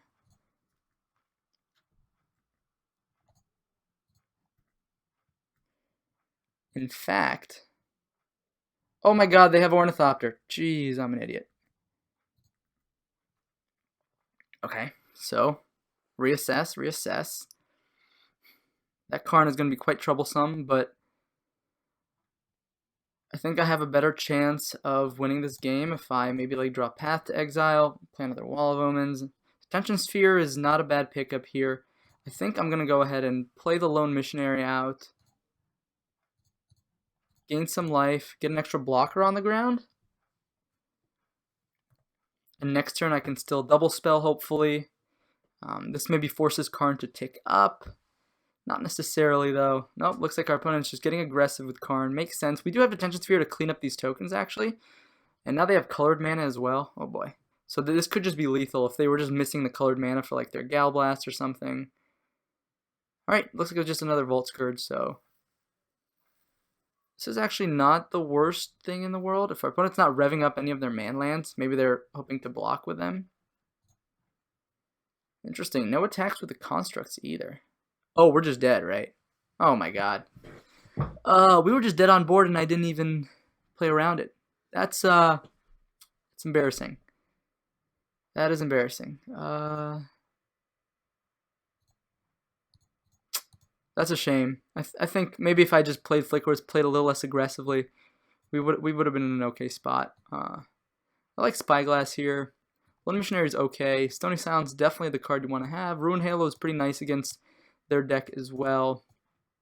In this matchup, I don't like Phantasmal Image. I tend to trim some number of Spreading Seas as well. Definitely want all of our sweepers. Crucible, not a Crucible matchup whatsoever. Let's go ahead and bring our 5th sweeper, our life gain spell. Definitely want the Stonies. Let's just bring everything in. I guess I'll cut the Spreading Seas. Again, they can hit man lands, but we have other things to hit man lands. And we just want to survive the early game so that we can actually cast our big spells. Maybe trim one Court Hussar. It's a little slow. Maybe trim one Sun Titan off the top. As once we've stabilized the board, it doesn't really matter how we win. We don't need to slam Sun Titan on 6. We just need to survive turns 2 to 4. Alright, let's go ahead and play first. Our deck can produce better draws than this. We do have 2 sweepers. We have Wall of Omens, we have Ruined Halo. I'm going to keep it, but I'm not happy about it, especially because we stuff our deck with 3 Stony Silence. We would hope to see one, but it's okay. We have a cantrip, we have life gain, we have sweepers at the top. That's a Mox Opal. Opponent might get a pretty nutty start here to begin things here. All right. That's a Spring Leaf. Yep, that's 2 mana on turn 1. Okay.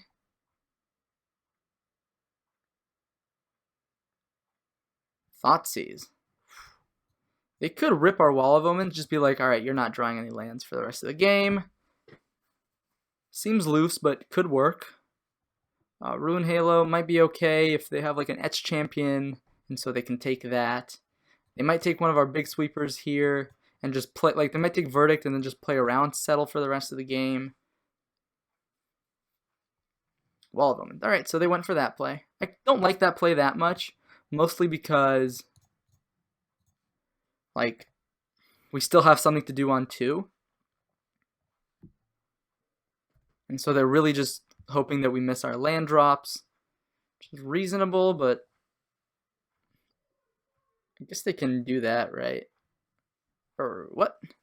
Ooh, I think they used the wrong ability, right? Yeah, they meant to maybe pump it. I don't know what they were trying to do. Flicker Wisp, huh? So I think this turn we're forced to use Field of Ruin. We can't block, so let's go ahead and attack. Might be relevant.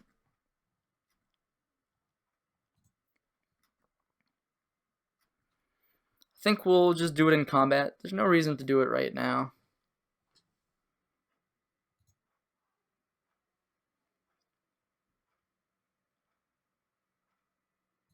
Sure. Go ahead and let them attack first. Which one do we want to kill? We probably want to kill... Inkmoth does present a pretty scary clock. We do have Ruin Halo to name Inkmoth, though, if we want to. So maybe we just name the Blinkmoth. I mean, we just hit the Blinkmoth here. Get our second white mana. We could even play Flicker Wisp as a blocker in the air, depending on what we draw. Alright, Wall of Omens. Interesting. Could we be dead if we... I think we just need to hit land drops here. I could have played the Flicker Wisp, but... Alright, we hit a land. Fantastic. And now we can play Ruin Halo and naming... oh, we already have Prairie Stream out, huh? We can name Inkmoth Nexus. Whoops, Nexus. And we could always reset that down the road with Flicker Wisp. Let's just go ahead and attack, because we're not blocking. And not just getting hit for 1 in the air doesn't seem that scary. And they even have the second Inkmoth. That's great for us. Just attacking for 2 here. Interesting. We could play Flicker Wisp. Could sweep the board. I think I'd rather just play like Wall of Omens, dig towards more stuff.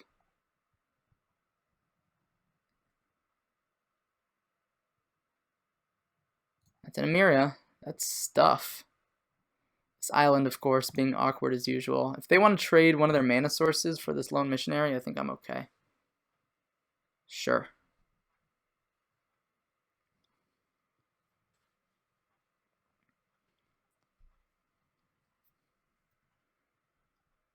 And it's just hitting us for 1. So I'm a little worried about potentially about Karn, but there's not much I can do about Karn from this position. All right, Overseer. Is that a reason to pop the Verdict yet? I'm worried that they're like sitting on scarier stuff, right? Here's what I could do. Good Flicker Wisp. Kind of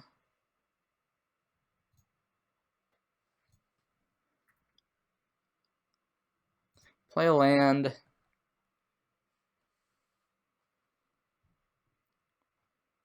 Oh wait, let's because if we draw Path to Exile, we might want to use it here. All right, not a Path to Exile, but it's lands, and lands are not the worst. 1, 2, 3, 4 planes. We'll have a 5th here. All right, Blink Moth is pretty good. We could trade with this Ornithopter if we wanted to.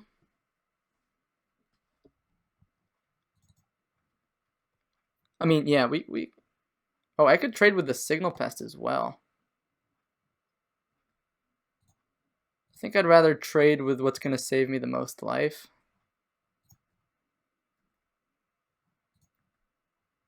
I think we don't want to get find a tap land out of our deck anymore, so let's go ahead and just get the Irrigated Farmland out. Path to Exile means we might not have to pop the trigger on the Overseer yet, right? Although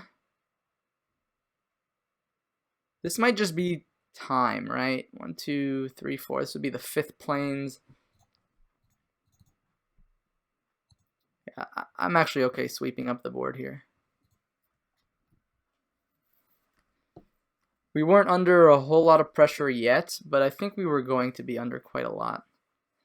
Again, my opponent is holding on to some stuff here, so I mean, Karn, sure. Karn downtick. Yep, that's a 4/4.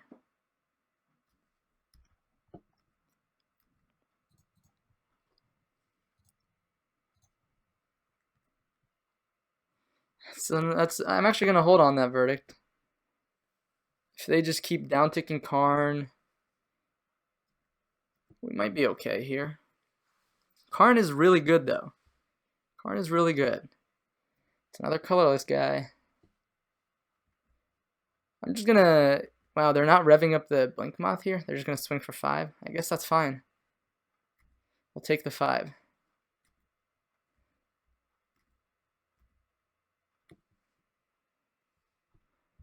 If they want to commit more to the board, I'm gonna be really happy because I'm probably just gonna pop off Verdict. Oh, they're just gonna play another Karn. Antiquities War. Holy crap. So Settle's really good against that. Jeez, they just have all the tech for the control matchup. Wow. They could actually play that Cranial Plating if they wanted to. Emeria is a pretty rough draw here. Just gonna sweep the board again. I think I have to save this Settle for the Antiquities War.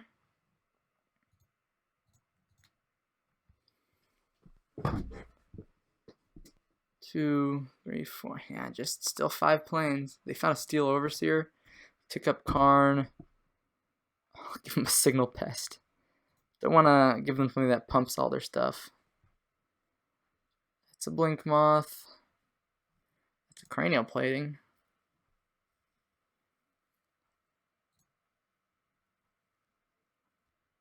You're going to equip it.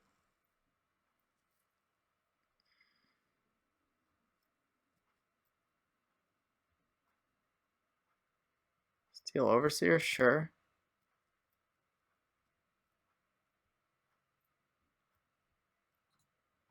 Another Mox Opal. Okay, so we know they have Signal Pest in hand, +1 unknown. They can go and equip with that. Yep. Now I think we'll be forced to Path to Exile this Blink Moth.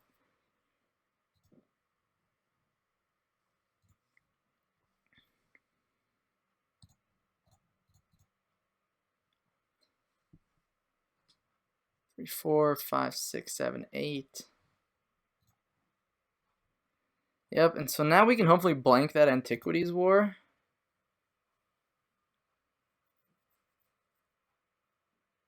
Jeez. Alright, there's the Signal Pest. Makes sense. We knew about that. Well, it's a Plains. It's not the worst card.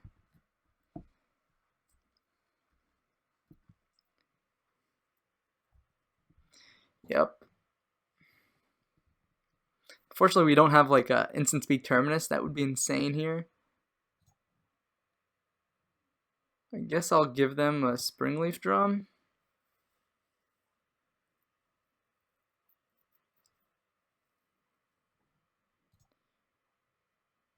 just tried to equip cranial plating to itself.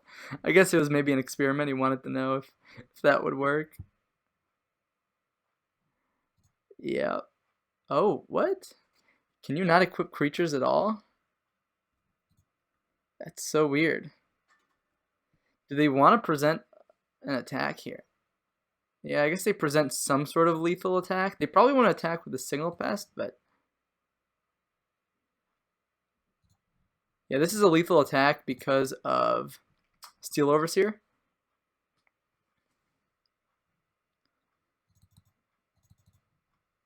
And if this island was a Plains, I'm not saying it would have been game, but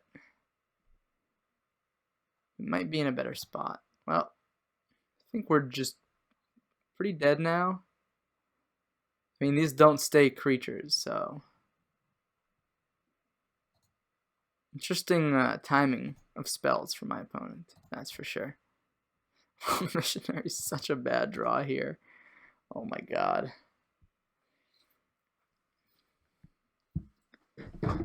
Whoops.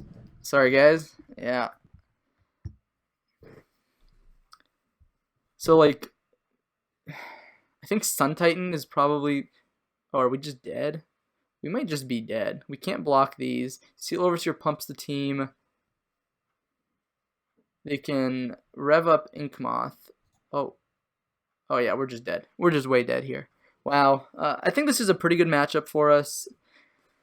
Our opponent had some pretty swingy cards to swing the matchup. Maybe we spewed one of the Verdict a little early.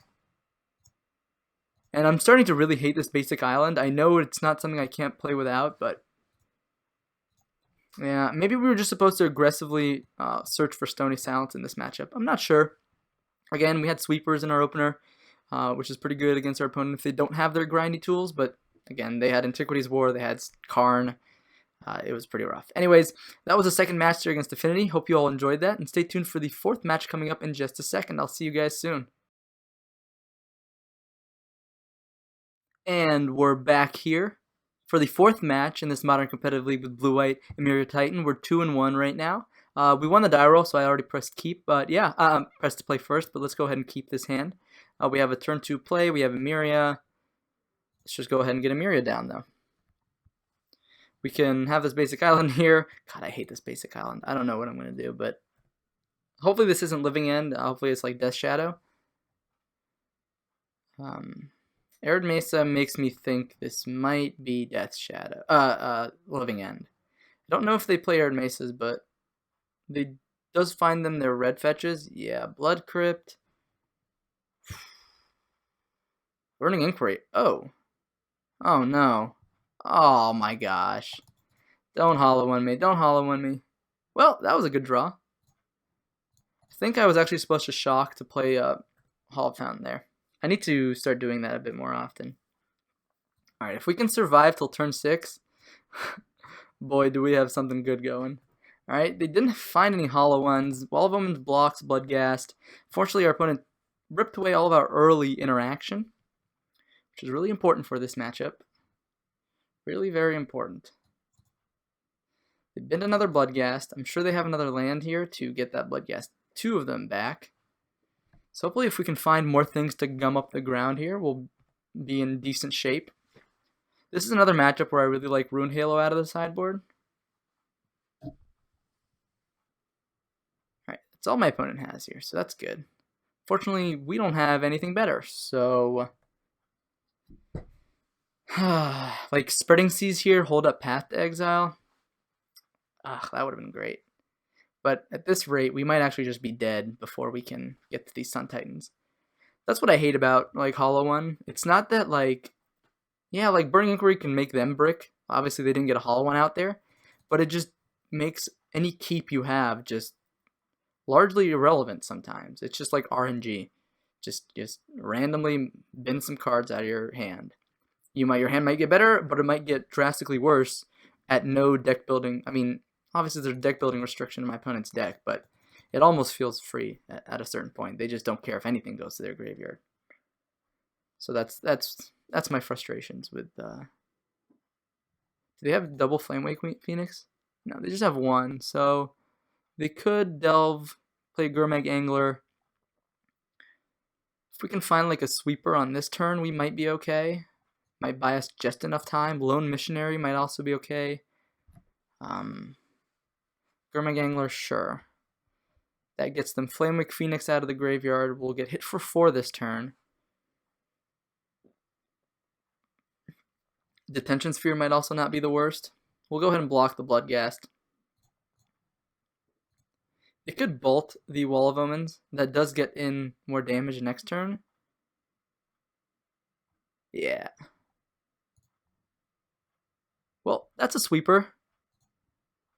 Kind of what we were asking for.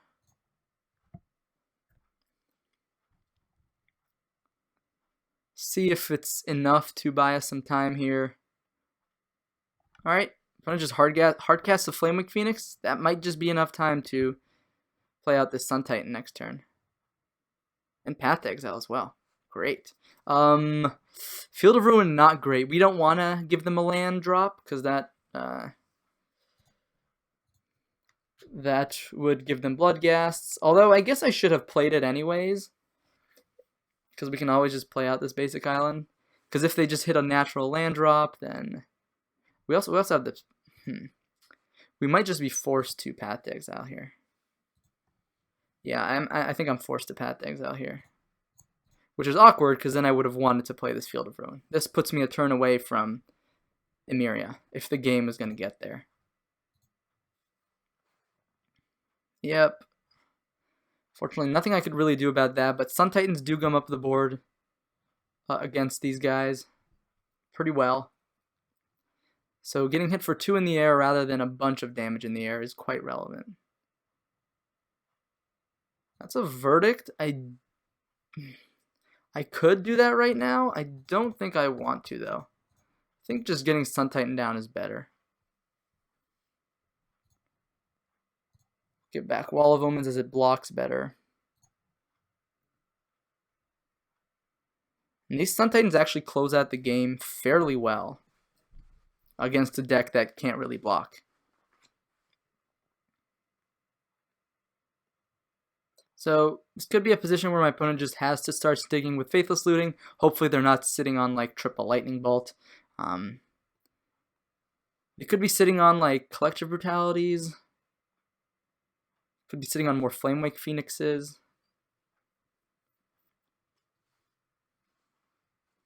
Alright, well, we'll let our opponent do their thing here. They'll swing out. We're definitely blocking. Again, they don't know that we don't have this, that we have the second Sun Titan, so if they're trying to get some damage on Sun Titan, I'm okay with that. If they want to like Brutality Sun Titan once and then twice, I'm super okay with that. I think. Could be, I mean, if they had a Delve Creature here, I imagine they would have done it pre-combat. So this definitely feels to me like a Collective Brutality. Tournament reveals his or her hand. Alright, so they didn't drain us, which I'm happy with. But now they see the second Sun Titan, so just like Brutality here is the second Brutality here is just kind of weak. Yeah. Sure. So we got that 2-for-1 out of the way. They have another sweet, so they have a land drop. Okay. Let's get the Bloodghast. Ooh, wow, Phantasmal Image is pretty sweet. Here I think we just go ahead and play the Sun Titan. Oh wow, we can actually double Sun Titan here. This is really good. Let's go ahead and get a Plains back.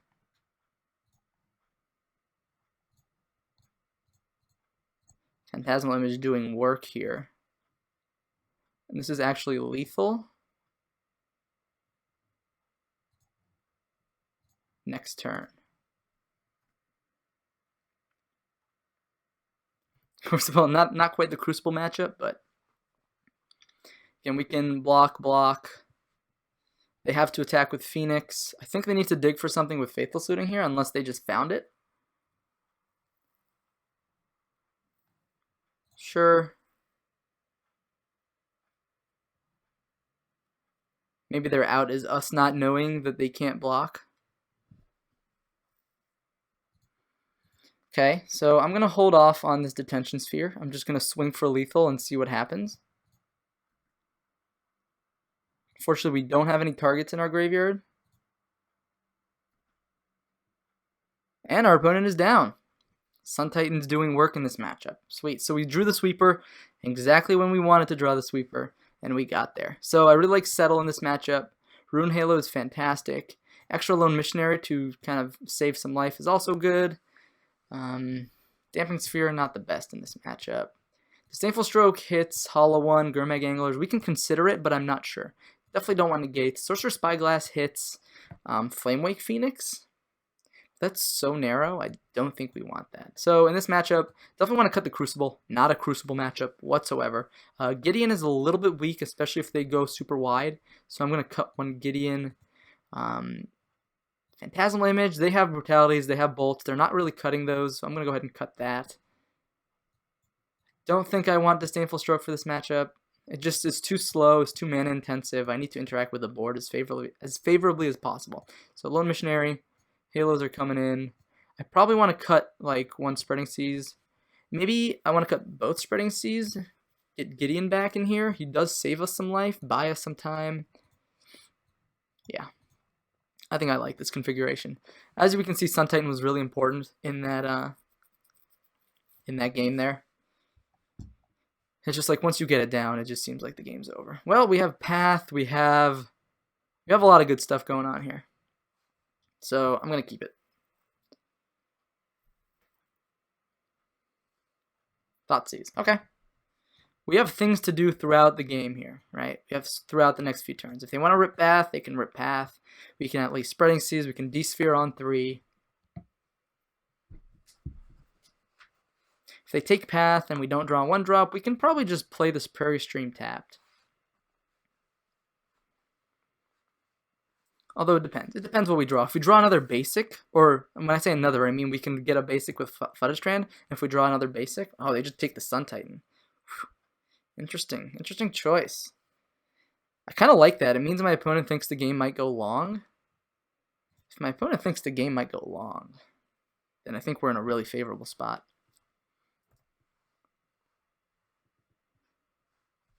Alright. Faithless Looting. Let's see if they find land plus Hollow One, which would not be the end of the world. We can also just D-Sphere it. We can Path to Exile it. Depends how we want to use our mana, though, if we want to be efficient. They could bin some Bloodghast here, which would be kind of annoying, but again, D-Sphere gets that as well.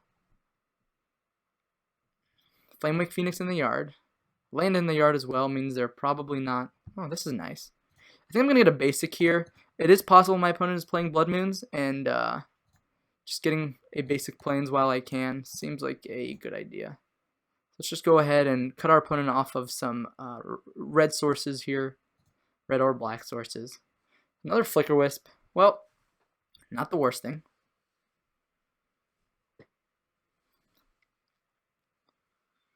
So hopefully we can slow our opponent's board development here by kind of cutting them off of a little bit of mana here.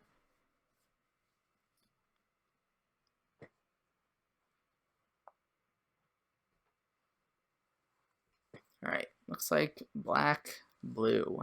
Could be a collective brutality. Yeah. That takes away our Path to Exile. Thankfully for us, we're going to play a Flicker Wisp next turn.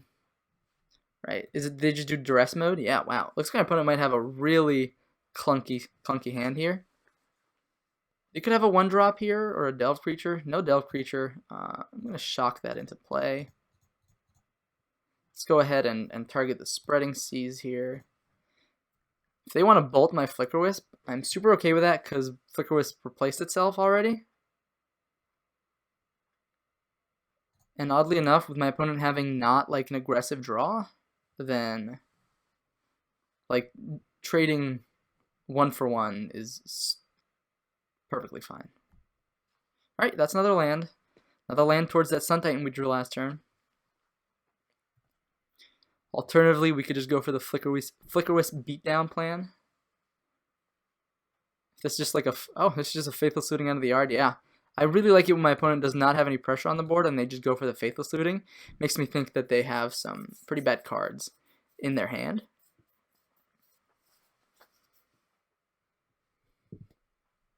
That's what I really like about Flicker Wisp. It's such a versatile card. Wow, like it gets you value and then just starts beating your opponent down in the air. Like we're about to just play another Flicker Wisp here. Alright, I'm starting to get to the point where I'm not even worried about Blood Moon, so I'm going to just play the Hollowed Fountain tapped.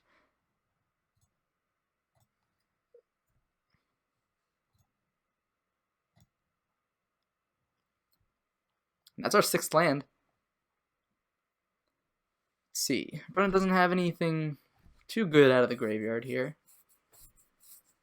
And we can race a Flamewake Phoenix pretty well. Like we can just de-sphere.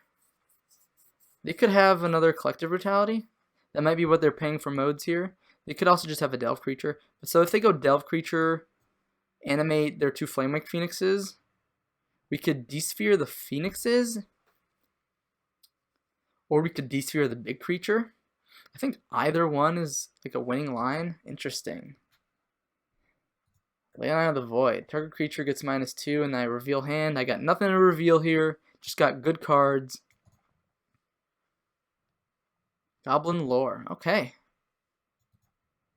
See, they got a hollow one. Street Wraith into hollow one, which we can answer with Detention Sphere. Wow, that was pretty nice. That's a nice way to beat Red Black Hollow one. I was a little worried there about that game 1 Burning Inquiry, but looks like we were able to get there in 2 games. Anyways, that's the 4th match, our 3rd win in this competitive league. We're 3-1, so we already secured our money back and a chest for a few ticks. But let's see if we can get that 4-1 and get even more chests. I'll see you guys soon. Alright, what's up guys? Welcome back to the 5th and final match here with Blue-White Emeria Titan. Looks like we're on the draw. Hand's kind of clunky, but we got a Wall of Omens. We can work towards a Supreme Verdict. Hopefully we won't be on the back foot too quickly. Basic Mountain could be Dredge here. Basic Mountain into Faithless Looting could just be Mardu Pyromancer as well. I like my Mardu Pyromancer matchup a lot. Could also be Simian Spear Guide Ramp. Oh, it's Mono Red Prison maybe? Not sure. Maybe I signed up for like a Legacy League. Wow, that actually, if this is Mono Red Prison, that basic island was a really clutch draw. We have plenty of basic planes in our deck, so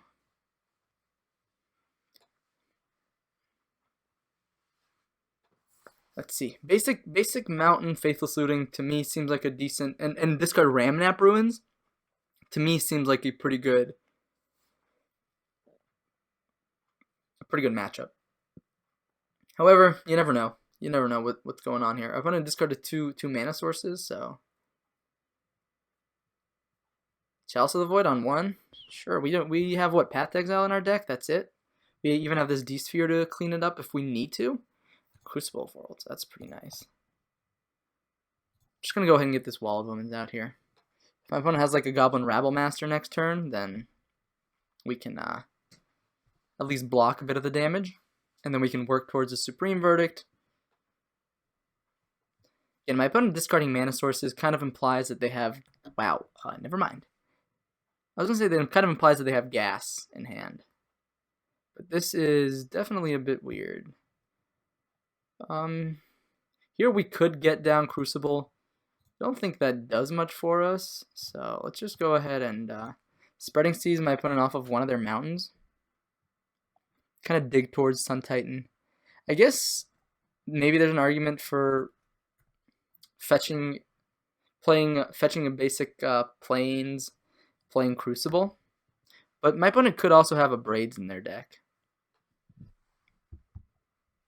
Simian Spear Guide. This is scary. It's like Through the Breach. What happened? Oh my god! Use the Simian Spear Guide to cycle a Sweltering Suns. Oh my god, opponent. That does not seem like where you want to be in this matchup. I'm kind of okay just like playing out a bunch of Wall of Omens. That's a Flicker Wisp. Well, let's go ahead and get another basic plains. Again, Blood Moon on our mind. Next turn we can play Crucible or more Wall of Omens. We're building towards this Emeria. We can Detention Sphere like a Chandra here. No Chandra. I'm like worried about like Through the Breach at this point. Not much we can do about a Through the Breach though, right?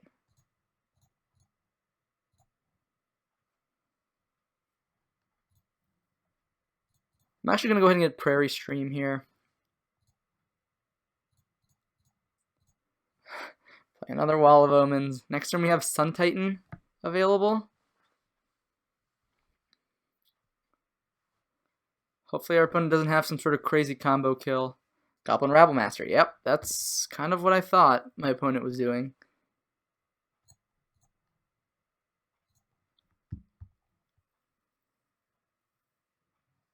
I don't even think I need these sweepers.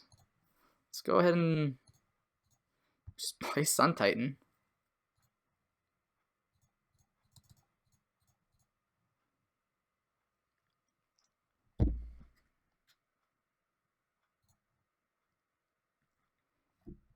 Yep, Mono Red Prison seems like we could get cheesed out, but this seems like a pretty good matchup for us.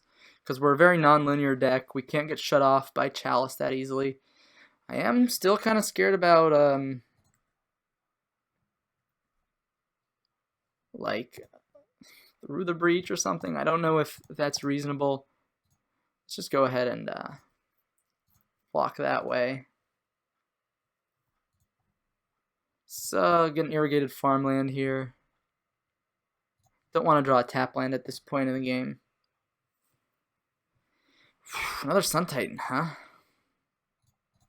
Let's go ahead and probably just try to close out the game at this point.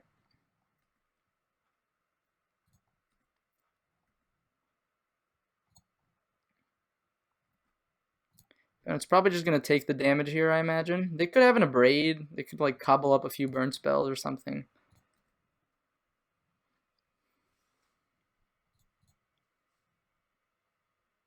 Yeah, I mean, look. If I was in my opponent's seat right now, I'd be crapping myself.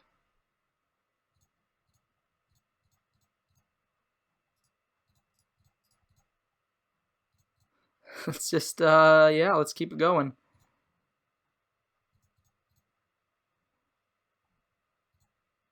Maybe I'm just supposed to gain life in case something crazy happens. Yeah, okay. Look, we're just gonna play around the crazy. Like Emeria's turned on next turn too. We have double Sun Titan. We can even just like trade this Lone Missionary. We have like Chandra here. Cast Simian Spear Guide. Yeah, that is A-okay, opponent.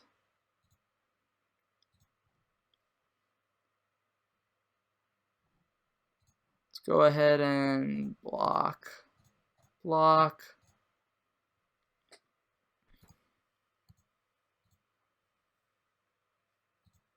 They're not oh, they can't flashback Faithless Looting, which is interesting. Interesting deck building with Chalice plus Simian Spirit Guide. We're going to go ahead and put ourselves a little bit out of reach here in terms of life totals.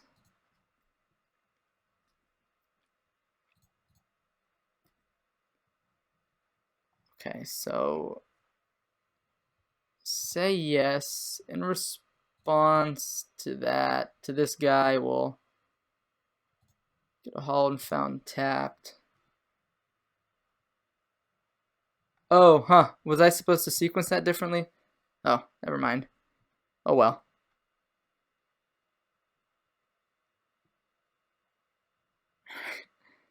Conan is chumping. It's good for us. Let's just go ahead and play this Fluttershrine out of the yard.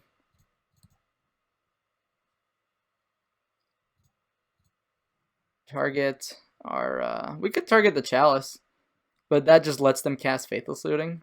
I'm just gonna put my life total way out of reach here. Like even Through the Breach Emrakul just does nothing here.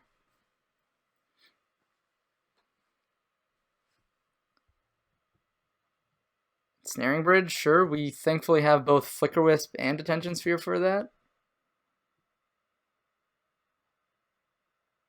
Desperate Ritual, sure.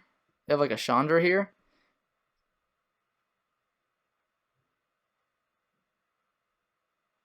Another ritual. Oh, they're just getting them out of their hands so we can't attack. Guess that makes sense. Again, mono red prison. So far, decent matchup. We have a good amount of basics. We don't need 1-mana spells. We have answers to Ensnaring Bridge. I'm just gonna not show them the detention sphere. They don't need to know that that's in our deck. Probably can trim some number of Path to Exiles here. Let's first consider what we might want to bring in. Rune Halo naming Chandra doesn't do much. Negates are pretty good, I have to imagine. Disdainful Strokes are also pretty good. Sorcerer Spyglass seems decent. Path to Exile hitting Goblin Rabblemaster as well as hitting our own walls to fetch out basics might be relevant. I don't like Gideon that much in this matchup. I don't like Phantasmal Image. Let me go ahead and cut Phantasmal Image. I don't like Spreading Seas.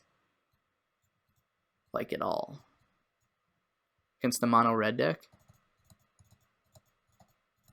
And against the Chalice deck, we probably don't want all of our paths, but we want some. We want the 4th Lone Missionary. It does help us gain some life, draw some cards. Rune Halo, naming Goblin Rabblemaster, the damage is already done.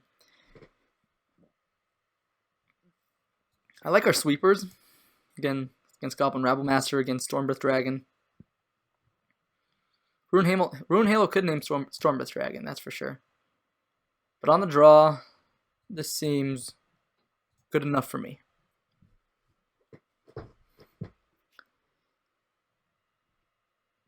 I have to imagine my opponent might not be even playing Blood Moon anymore post-board.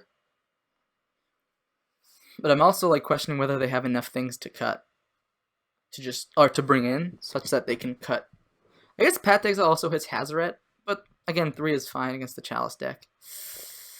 This hand is probably one of the few hands, not one of the few hands, but I don't think I can keep this hand, especially without a potential to get blue mana. Wow. I guess if we scry a land to the top, this hand is okay.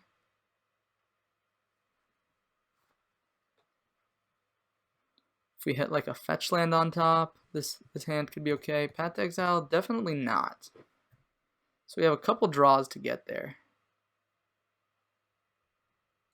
Yeah, well, I just didn't think keeping a 2-lander was 2-lander with nothing really to do with it was going to get us anywhere in this matchup. Hopefully my opponent is also a bit stuck on lands. Chalice on 1. Uh-oh. Goblin Rabblemaster. At least we have the Path to Exile for that. Blood Moon would be backbreaking.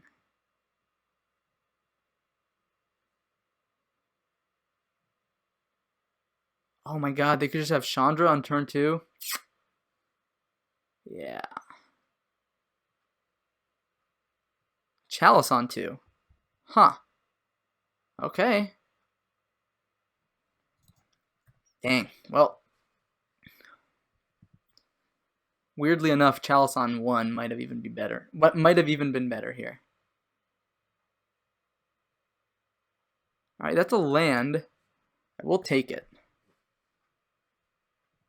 So 1 more planes, we can even reset that Chalice of the Void with Flicker Wisp.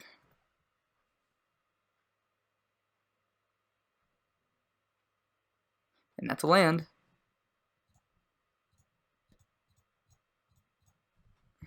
I'm going to go ahead and do that.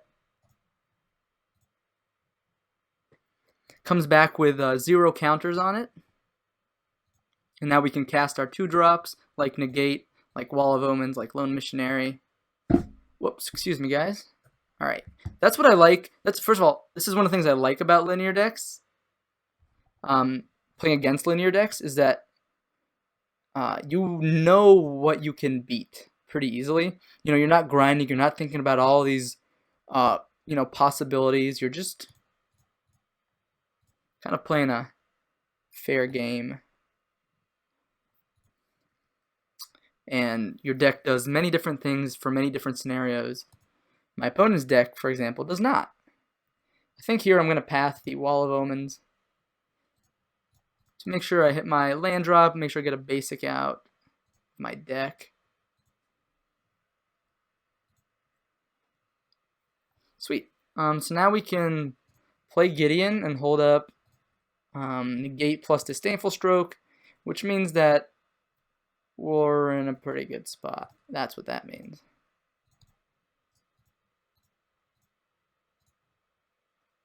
We'll play around Lightning Bolt. I don't think my opponent, the Chalice deck, plays Lightning Bolt, but I also wouldn't think the Chalice deck plays Faithless Looting, so that's also a consideration. And now what I've done here, if you haven't noticed, is I've set up a 2-turn clock for my opponent.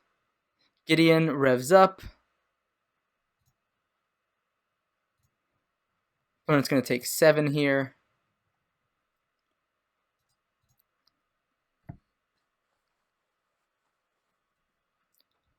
We can even afford to play out this Lone Missionary, hold up double counterspell.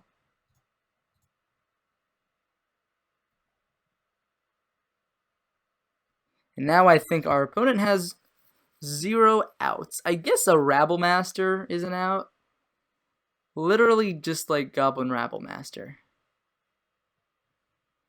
But Gideon, Flicker Wisp, yeah, they would be forced to chump the Gideon. I guess they, and because they can't block the Flicker Wisp, yeah, so.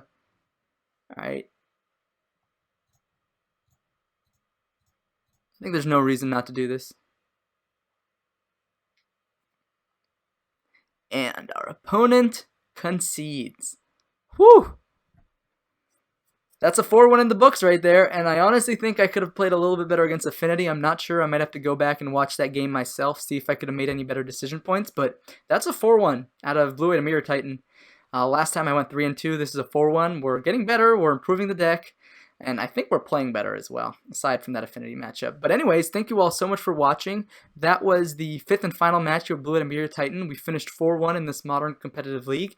Stick around for the closing comments. And actually what I'm going to do after the closing comments is open up a couple chests as well. See if you guys like that. Opening chests is fun. And hopefully we open some good stuff. A few viewers mentioned that might be something they're interested in. So if opening up chests is something you're interested in, go ahead and stick around after the closing comments. That's what we're gonna do. I'll see you guys in just a second.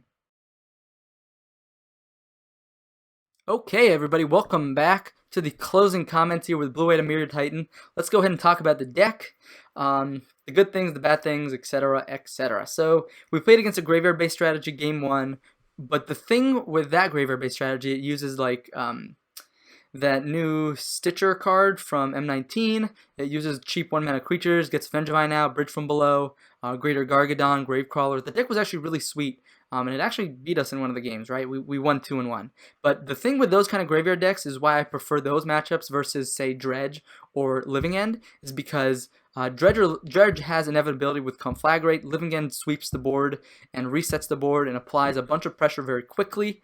The opponent's deck that we played against could not do that. So I'm sure they have certain nut draws that get there, but we played 3 games against them, and arguably they had their nut draw game 1, and such that they like got a Bridge from Below, like the beginning of the game. They had multiple Greater Gargadons just starting out the game with, so it's hard for me to imagine that my opponent could have a significantly better draw than that, and even that wasn't spectacular. So we do really well against decks that try to win through creature combat, even graveyard-based decks. So I've actually played against Dredge with this build, and I've beaten them just by casting Sun Titans and flooding the board. They can't beat that. Obviously, cards like Ruin Hail out of the sideboard do great work against those graveyard-based strategies as well, but essentially this, the graveyard-based creature decks aren't that bad of a matchup. Similar to Mardu Pyromancer, they're a grindy graveyard-based deck, creature-based deck. They also have a hard time beating us, so that's what I really like about what this deck does. Second match, we played against Mono Blue Tron. Mono Blue Tron, we actually beat them 2-0, surprisingly. Not surprisingly, but they can usually get some good draws that beat us. Our sideboard came in pretty well. Damping Sphere did some work. Our counter spells did work. And then, of course, we applied pressure. And that's what's really important against Tron. You can blow up their mana, you can play all these hate cards, but they will always keep drawing cards. So if you don't kill them then you're not doing anything to win the game. So Flicker Wisp, Gideon are probably your two best cards in the matchup alongside your Counter Magic and your Hate cards. In this matchup, don't be afraid to trim Wall of Omens, okay? So obviously cutting some of your creatures makes Emeria the Sky Ruin a bit worse, but at the end of the day, you know, you want your cards to be impactful, and just a 2-mana redraw is not always the best, especially on the draw. So definitely don't worry about cutting walls, cutting some of your sweepers, etc., etc. Third match we played against Affinity. Unfortunately, we got steamrolled. Karn, both games, did a lot of work because, look, we can beat their creatures, but suddenly they have this kind of value engine that we can't beat, and then they just have the positive tempo, positive card advantage, and things are looking pretty rough, right? So Karn is definitely a card that should be on our radar moving forward. It's possible that we should even be citing in some number of negate in post-board games. Anyways, fourth match, what did we play against? Red Black Hollow One, also a good matchup. And the thing is, like, Red Black Hollow One is arguably one of the best decks in the format, if not the best deck in the format right now. So having a good matchup against the best deck in the format is good, but it's also important to remember that just because it's a good matchup doesn't mean you're always going to win. So Red Black Hollow One, while it's favored for us because of all of our sweepers, all of our spot removal, all of our life gain, all of our blockers, essentially, they can still get under us sometimes. Our spells cost mana, a lot of mana, and their spells cost significantly less mana. So they do have the ability to get under you. However, if they stumble even 1 or 2 turns in a row, it's going to be really hard for them to get back in the game. They're a very tempo-oriented based deck. So this deck really shines against Red Black Hollow One if that's in your meta. Definitely really like. Again, they're also a creature-based graveyard deck, right?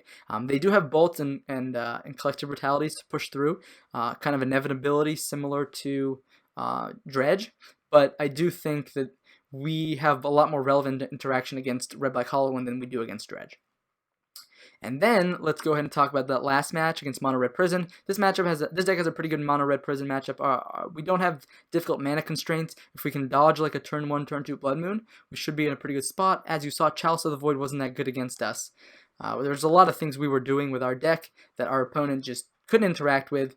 They're explosive, so there was a turn there where they could have resolved like a Chandra for 4 mana. Instead, they resolved.